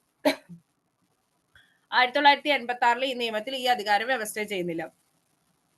ഉപഭോക്താവും സേവനദാതാവും നിർമ്മാതാവും തമ്മിലുള്ള കരാറിന്റെ ഏതെങ്കിലും ഫലപ്രദമല്ലാത്തതും അസാധുവുമായ നിബന്ധനകൾ അന്യായമായി കണക്കാക്കുന്നതിന് സംസ്ഥാന കമ്മീഷൻ, അതായത് അന്യായമായ കരാറുകളൊക്കെ റദ്ദ് ചെയ്യാനായിട്ടുള്ള അധികാരം ഈ പറഞ്ഞ 2 കമ്മീഷനും ഉണ്ടെന്നാണ് ഈ പറയണത്.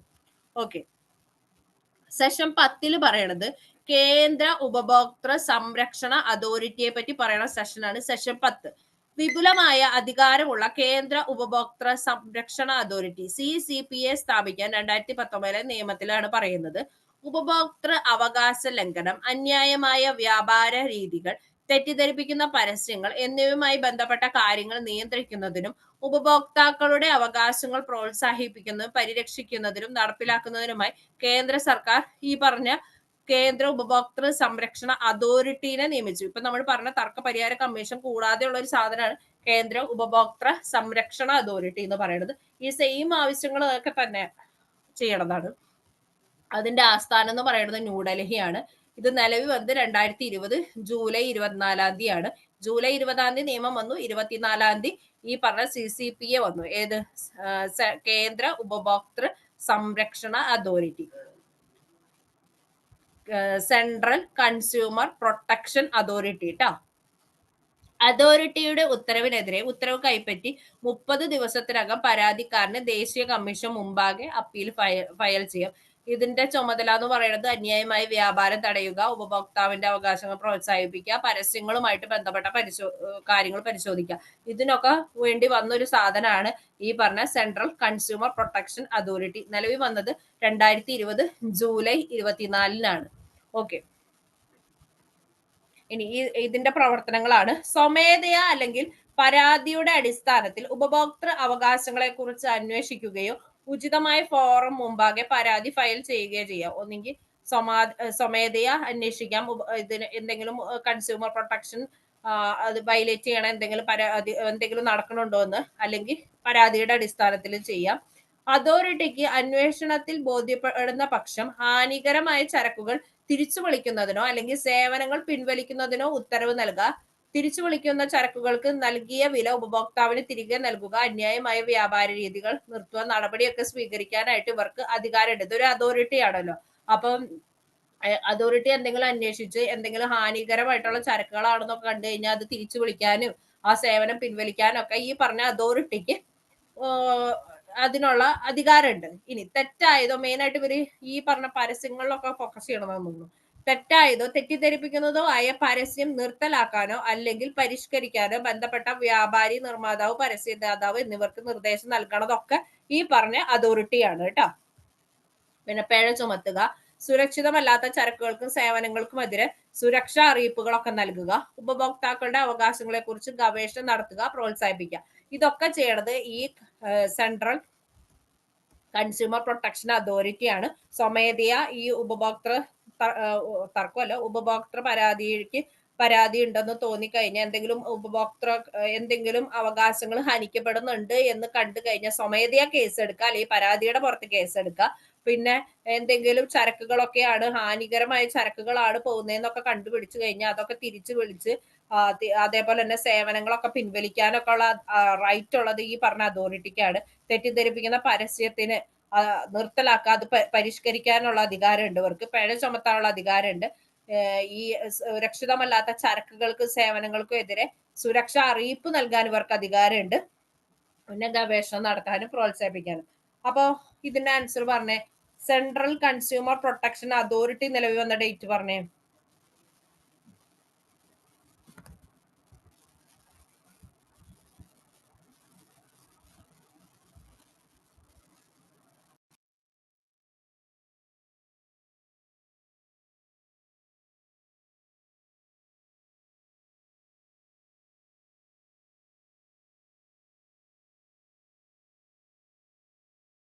ജൂലൈ 4 ജൂലൈ 24 കേട്ടോ.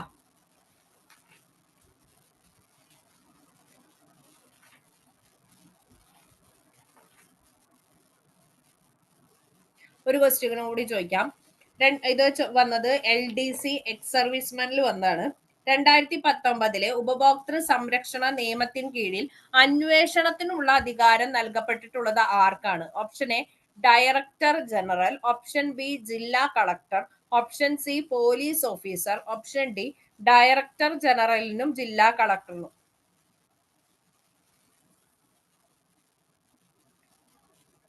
നമ്മൾ നേരത്തെ പറഞ്ഞിരുന്നു അല്ലെ, ഡയറക്ടർ ജനറലിനും അതേപോലെ ജില്ലാ കളക്ടർക്കുമാണ് ഈ പറഞ്ഞ 2019 ഉപഭോക്തൃ സംരക്ഷണ നിയമത്തിന് കീഴിൽ അന്വേഷണത്തിനുള്ള അധികാരമുള്ളത്. ഓക്കെ, ഇനി നമ്മൾ ഇ കൊമേഴ്സ് പറയുകയാണ്. ഇ കൊമേഴ്സ് നിങ്ങൾക്ക് അറിയണതാണ്, ഡിജിറ്റൽ അല്ലെങ്കിൽ ഇലക്ട്രോണിക് നെറ്റ്വർക്കിങ്ങിലൂടെയുള്ള ഏതെങ്കിലും സാധനങ്ങളുടെയോ സേവനങ്ങളുടെയോ ഡിജിറ്റൽ ഉൽപ്പന്നങ്ങളുടെ വാങ്ങലും വിൽപ്പനും, അതായത് ഡിജിറ്റൽ പ്ലാറ്റ്ഫോമിൽ കൂടെയുള്ള സാധനങ്ങളുടെ വാങ്ങലും വിൽപ്പനേനെ പറയുന്ന പേരാണ് ഇ കൊമേഴ്സ്.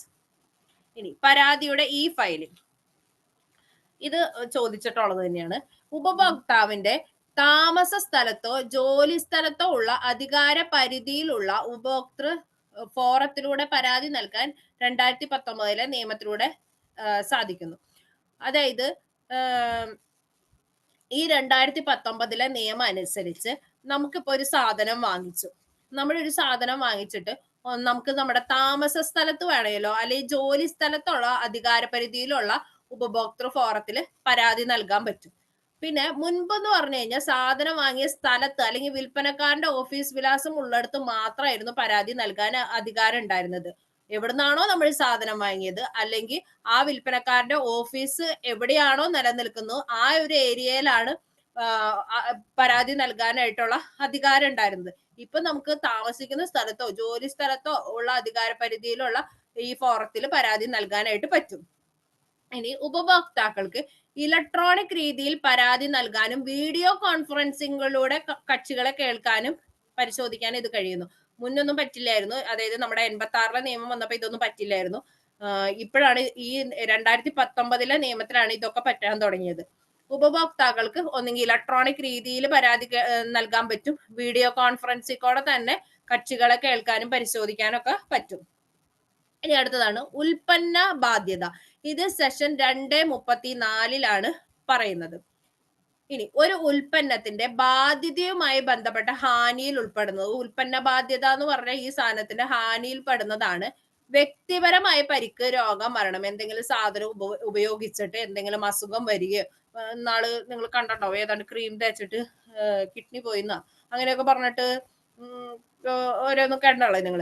അപ്പൊ വ്യക്തിപരമായ പരിക്ക്, രോഗം, മരണം. ഇനി ഉൽപ്പന്നം ഒഴികെയുള്ള ഏതെങ്കിലും വസ്തുവിന് കേടുപാട് സംഭവിച്ചാൽ, മാനസിക വേദന ഉണ്ടായി, വൈകാരിക ക്ലേശം ഉണ്ടായി കഴിഞ്ഞാൽ ഇതൊക്കെ ഉൽപ്പന്ന ബാധ്യതയായിട്ട് നമുക്ക് പറയാൻ പറ്റും.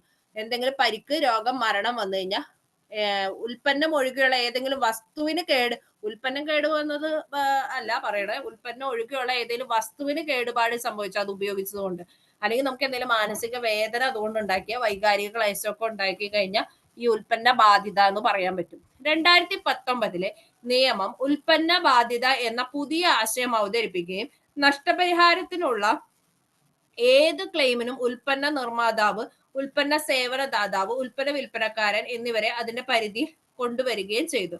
അപ്പൊ ഇവരൊക്കെ ഇതിന്റെ അണ്ടറിൽ വരികയും ചെയ്തു എന്നാണ് പറയണത്. ഇനി നിർമ്മാതാവോ സേവനദാതാവോ ഇത് ചോദിക്കാറുണ്ട്. തെറ്റായ പരസ്യം, ഇപ്പൊ അത് ഏത് വലിയ സെലിബ്രിറ്റീസ് ആണെങ്കിലും തെറ്റിദ്ധരിപ്പിക്കുന്ന പരസ്യം കൊടുത്താൽ അവർക്കുള്ള ശിക്ഷ എന്ന് പറയണത് 10 ലക്ഷം രൂപ വരെ പിഴയും 2 വർഷം വരെ ജയിൽവാസവും അല്ലെങ്കിൽ രണ്ടും കൂടി കിട്ടുന്ന കുറ്റാണ് കേട്ടോ.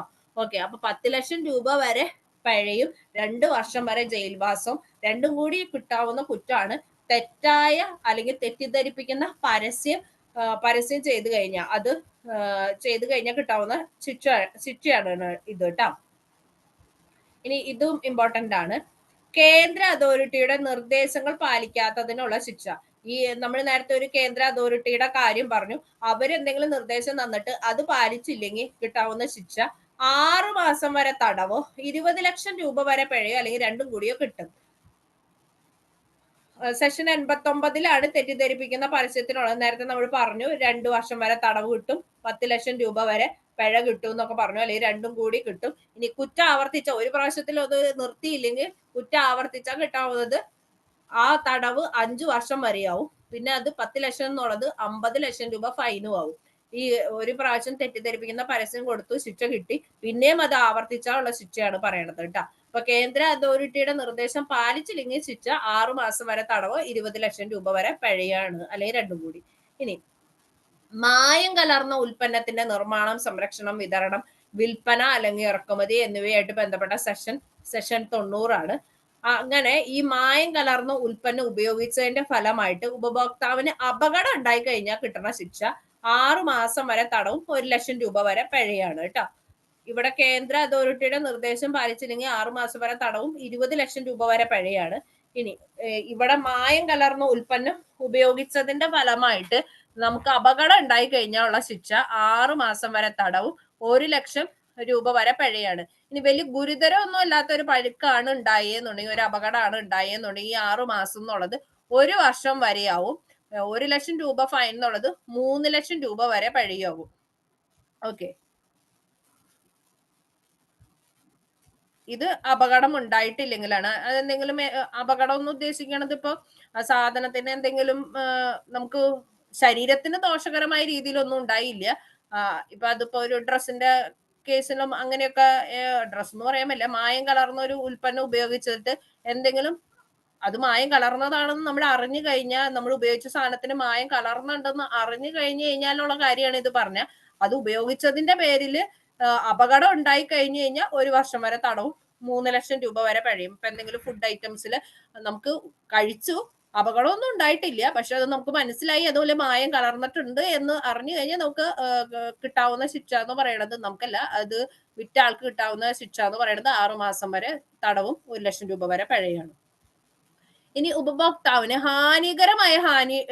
ഗുരുതരമായ ഹാനി ഉണ്ടായി കഴിഞ്ഞാൽ അതിന്റെ ശിക്ഷ എന്ന് പറയുന്നത് 7 വർഷം വരെ തടവും, 5 ലക്ഷം രൂപയാണ്. ഇത് ഇമ്പോർട്ടന്റ് ആയിട്ട് നോക്കി വയ്ക്കുക. ഉപഭോക്താവ് അത് കഴിച്ചതിന്റെ പേരിലോ മരിച്ചു കഴിഞ്ഞാൽ, അല്ലെങ്കിൽ അത് ഉപയോഗിച്ചതിന്റെ പേരിൽ മരിച്ചു കഴിഞ്ഞാൽ കിട്ടാവുന്ന ശിക്ഷ ജീവപര്യന്തം വരെ ആവാവുന്ന ശിക്ഷ കിട്ടാൻ സാധ്യതയുള്ള ഒരു ഇതാണ്. അതേപോലെ 10 ലക്ഷം രൂപയെ കുറയാത്ത പിഴയും. ഇനി കുറ്റം തെളിഞ്ഞു കഴിഞ്ഞു കഴിഞ്ഞാൽ ലൈസൻസ് കട്ടാവാവുന്ന ഒരു തെറ്റും കൂടിയാണ് ഈ പറഞ്ഞ ഇത് കേട്ടോ. ഇനി 2 ക്വസ്റ്റ്യൻ നോക്കാം.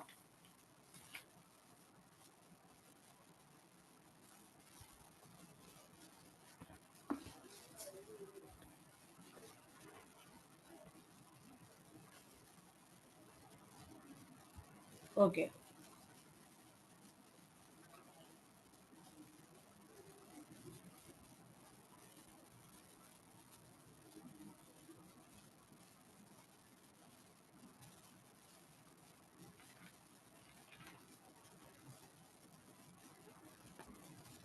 പറയട്ടെ ക്വസ്റ്റ്യൻ.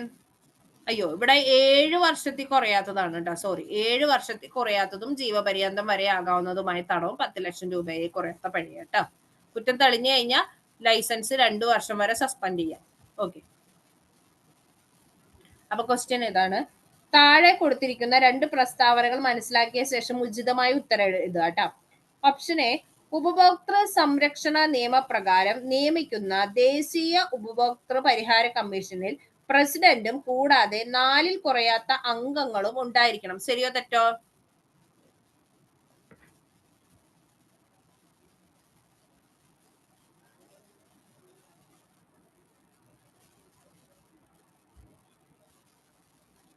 ഉപഭോക്തൃ സംരക്ഷണ നിയമപ്രകാരം നിയമിക്കുന്ന ദേശീയ ഉപഭോക്തൃ പരിഹാര കമ്മീഷനിൽ പ്രസിഡന്റും കൂടാതെ 4-ൽ കുറയാത്ത അംഗങ്ങളും. ഓക്കെ. ഓപ്ഷൻ ബി, ദേശീയ കമ്മീഷന് മുമ്പാകെ നേരിട്ട് സമർപ്പിക്കുന്ന പരാതികൾക്ക് അതിന്റെ അധികാര പരിധി നിശ്ചയിക്കുന്നതിനായി 2 കോടിയിലധികം രൂപയുടെ വിലയുണ്ടായിരിക്കണം. ശരിയാണോ? Okay okay. ചില ക്വസ്റ്റ്യൻ പേപ്പർ വായിക്കുമ്പോൾ ശ്രദ്ധിക്കുക, 10 കോടിയിലധികം രൂപ എന്നൊക്കെ കാണും. അത് പഴയ ഇതായതുകൊണ്ടാണ്. പുതിയ ഇതനുസരിച്ച് 2 കോടിക്ക് മുകളിലാണ് കേട്ടോ. ഓക്കെ. ഇനി വ്യാജ വസ്തുക്കളുടെ നിർമ്മാണം, സംഭരണം, വിതരണം, വിൽപ്പന അല്ലെങ്കിൽ ഇറക്കുമതി എന്നിവയുമായി ബന്ധപ്പെട്ട ശിക്ഷയാണ് സെഷൻ 91.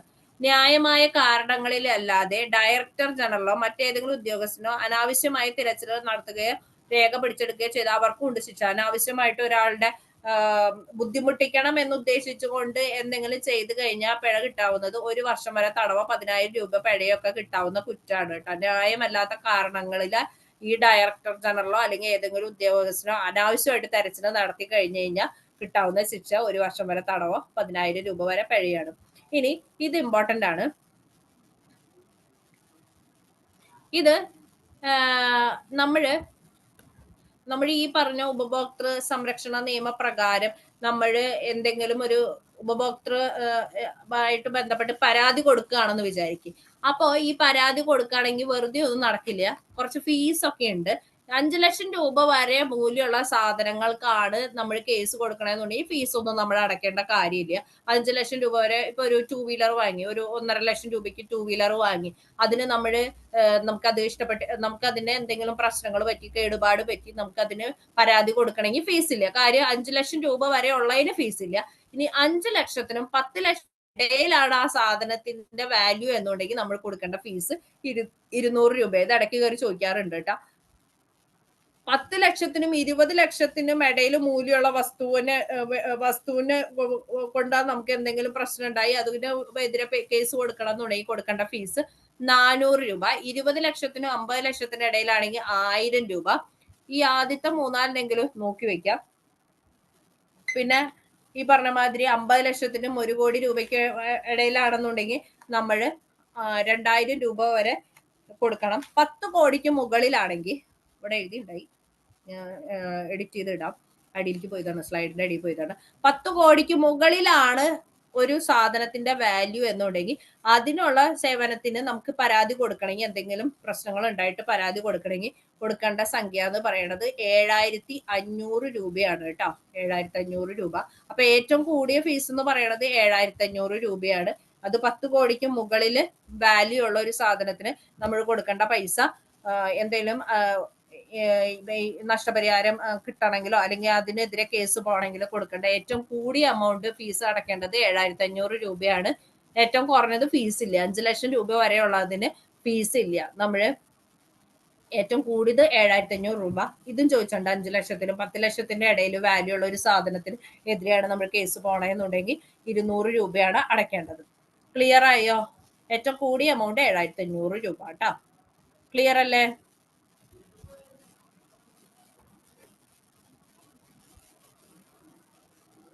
അടുത്തൊരു ക്വസ്റ്റ്യൻ ചോദിക്കാം ഞാൻ. നിർമ്മാതാവോ സേവനദാതാവോ നൽകുന്ന തെറ്റോ തെറ്റിദ്ധരിപ്പിക്കുന്നതോ ആയ പരസ്യങ്ങൾക്ക് 2019 ഉപഭോക്തൃ സംരക്ഷണ നിയമപ്രകാരം ചുമത്തുന്ന ശിക്ഷ. ഓപ്ഷൻ എ 2 വർഷം വരെ ജയിൽവാസവും 10 ലക്ഷം രൂപ പിഴയും. ഓപ്ഷൻ ബി 2 വർഷം വരെ ജയിൽവാസവും 20 ലക്ഷം രൂപ പിഴയും. ഓപ്ഷൻ സി 3 വർഷം വരെ ജയിൽവാസവും 10 ലക്ഷം രൂപ പിഴയും. ഓപ്ഷൻ ഡി 5 വർഷം വരെ ജയിൽവാസവും 50 ലക്ഷം രൂപ പിഴയും. തെറ്റായ പരസ്യം കൊടുത്തു കഴിഞ്ഞാൽ ഈ നിയമപ്രകാരം ചുമത്താവുന്ന പരമാവധി ശിക്ഷ എത്രയാണ്? അറിയോ ആർക്കെങ്കിലും?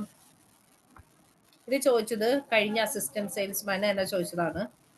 സെയിൽസ്മാന്റെ പരീക്ഷയാണല്ലോ, അതുകൊണ്ടാണ് ഇത് ചോദിച്ചത്.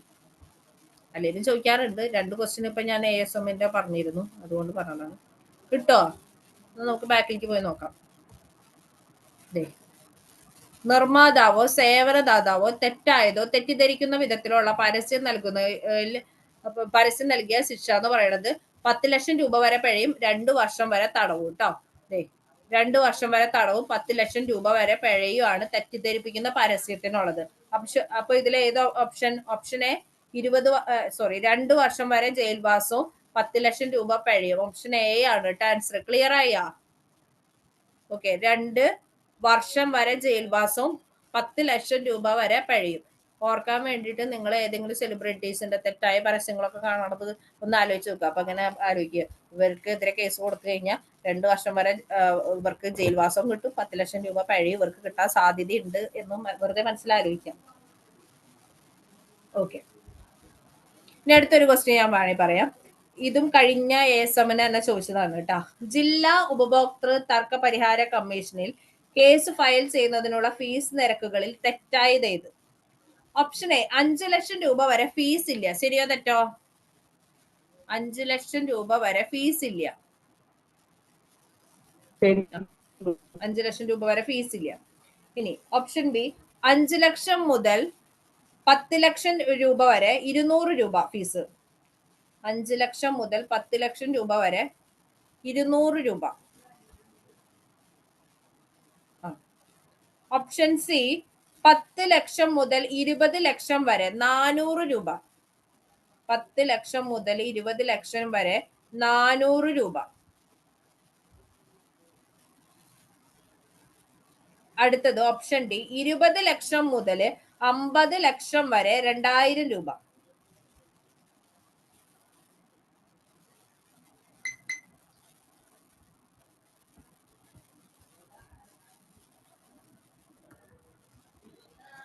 ഇതിൽ നോക്കിയേ, 20 ലക്ഷം മുതൽ 50 ലക്ഷം രൂപ വരെയുള്ളതിന് 1000 രൂപയാണ് കേട്ടോ ഫീസ് അടയ്ക്കേണ്ടത്. ഓക്കെ, അപ്പൊ ആ സ്റ്റേറ്റ്മെന്റ് തെറ്റാണ്. 5 ലക്ഷം രൂപ വരെ ഫീസ് ഇല്ല. 5 മുതൽ 10 ലക്ഷം രൂപ വരെയാണെന്നുണ്ടെങ്കിൽ 200 രൂപ. 10 മുതൽ 20 ലക്ഷം രൂപ വരെയാണെങ്കിൽ 400 രൂപ. 20 മുതൽ 50 ലക്ഷം രൂപ വരെയാണെങ്കിൽ 1000 രൂപയാണ് കേട്ടോ. ഏറ്റവും കൂടിയ എമൗണ്ട് 7500 രൂപ, അത് 10 കോടിക്ക് മുകളിലാണെങ്കിൽ. ക്ലിയർ അല്ലേ?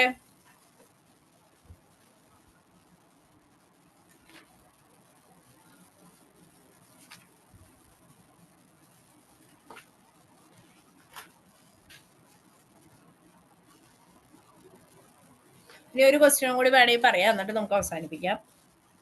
9:80. ഓക്കെ, താഴെ പറയുന്ന പ്രസ്താവനകളിൽ തെറ്റായ പ്രസ്താവന. ഈ ഇമ്പോർട്ടന്റ് ആക്ട് പെട്ടെന്ന് പഠിക്കാൻ പറ്റും, കുറച്ച് നിയമങ്ങളൊക്കെ ഉള്ളൂ. എല്ലാ പ്രാവശ്യവും ഇതിൽ നിന്ന് ക്വസ്റ്റ്യൻസ് നന്നായിട്ട് വരും. അതുകൊണ്ട് ഒന്നുപോലും വിടാണ്ട്, അതിലെ പോയിന്റുകൾ വിടാണ്ട്, സെഷൻസ് ഒക്കെ പറ്റുകയാണെങ്കിൽ പഠിക്കുക, അതിലെ കണ്ടന്റുകൾ വിടാണ്ട് നന്നായിട്ട് പഠിക്കുക കേട്ടോ. ഓക്കെ, ഓപ്ഷൻ എ പുതുക്കിയ ഉപഭോക്തൃ സംരക്ഷണ നിയമം 2019 നിലവിൽ വന്നത്, പ്രാബല്യത്തിൽ വന്നത് 2020 ജൂലൈ 20. ശരിയാണോ?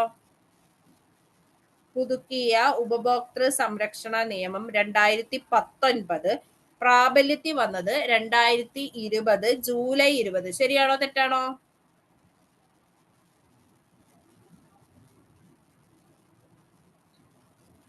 ഓക്കെ, അടുത്ത സ്റ്റേറ്റ്മെന്റ്, ഉപഭോക്തൃ സംരക്ഷണ നിയമം 2019 മധ്യസ്ഥ തർക്ക പരിഹാര സംവിധാനത്തെ കുറിച്ച് പ്രതിപാദിക്കുന്നുണ്ട്. മീഡിയേറ്ററിനെ പറ്റി പ്രതിപാദിക്കേണ്ടത്.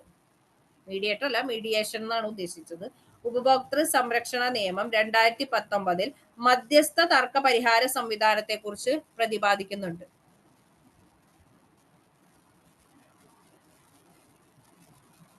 ഓക്കെ, ശരിയാണ് അല്ലെ? ഇനി അടുത്ത ഓപ്ഷൻ, ഇ കൊമേഴ്സ് പ്ലാറ്റ്ഫോമുകളിൽ നടത്തുന്ന അന്യായമായ വ്യാപാരം തടയുന്നതിനുള്ള വ്യവസ്ഥ ഈ നിയമത്തിന്റെ, അതായത് ഉപഭോക്തൃ സംരക്ഷണ നിയമം 2019 പരിധിയിൽ വരുന്നില്ല.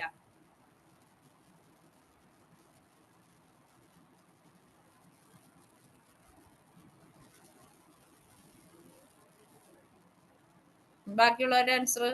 ഓക്കെ, ഇ കൊമേഴ്സ് പ്ലാറ്റ്ഫോമിലുള്ളതാണെങ്കിലും ഇതിന്റെ പരിധിയിൽ വരും എന്നാണ് നമ്മൾ പഠിച്ചത് കേട്ടോ. അപ്പൊ ആ സ്റ്റേറ്റ്മെന്റ് തെറ്റാണ് കേട്ടോ. അപ്പൊ ക്ലിയർ അല്ലേ? ഈ ഭാഗത്തൊന്നും ഡൗട്ട് ഒന്നും ഇല്ലല്ലോ?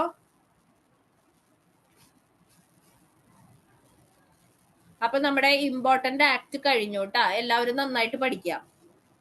Thank you. എന്തെങ്കിലും ഡൗട്ട് ഉണ്ടോ?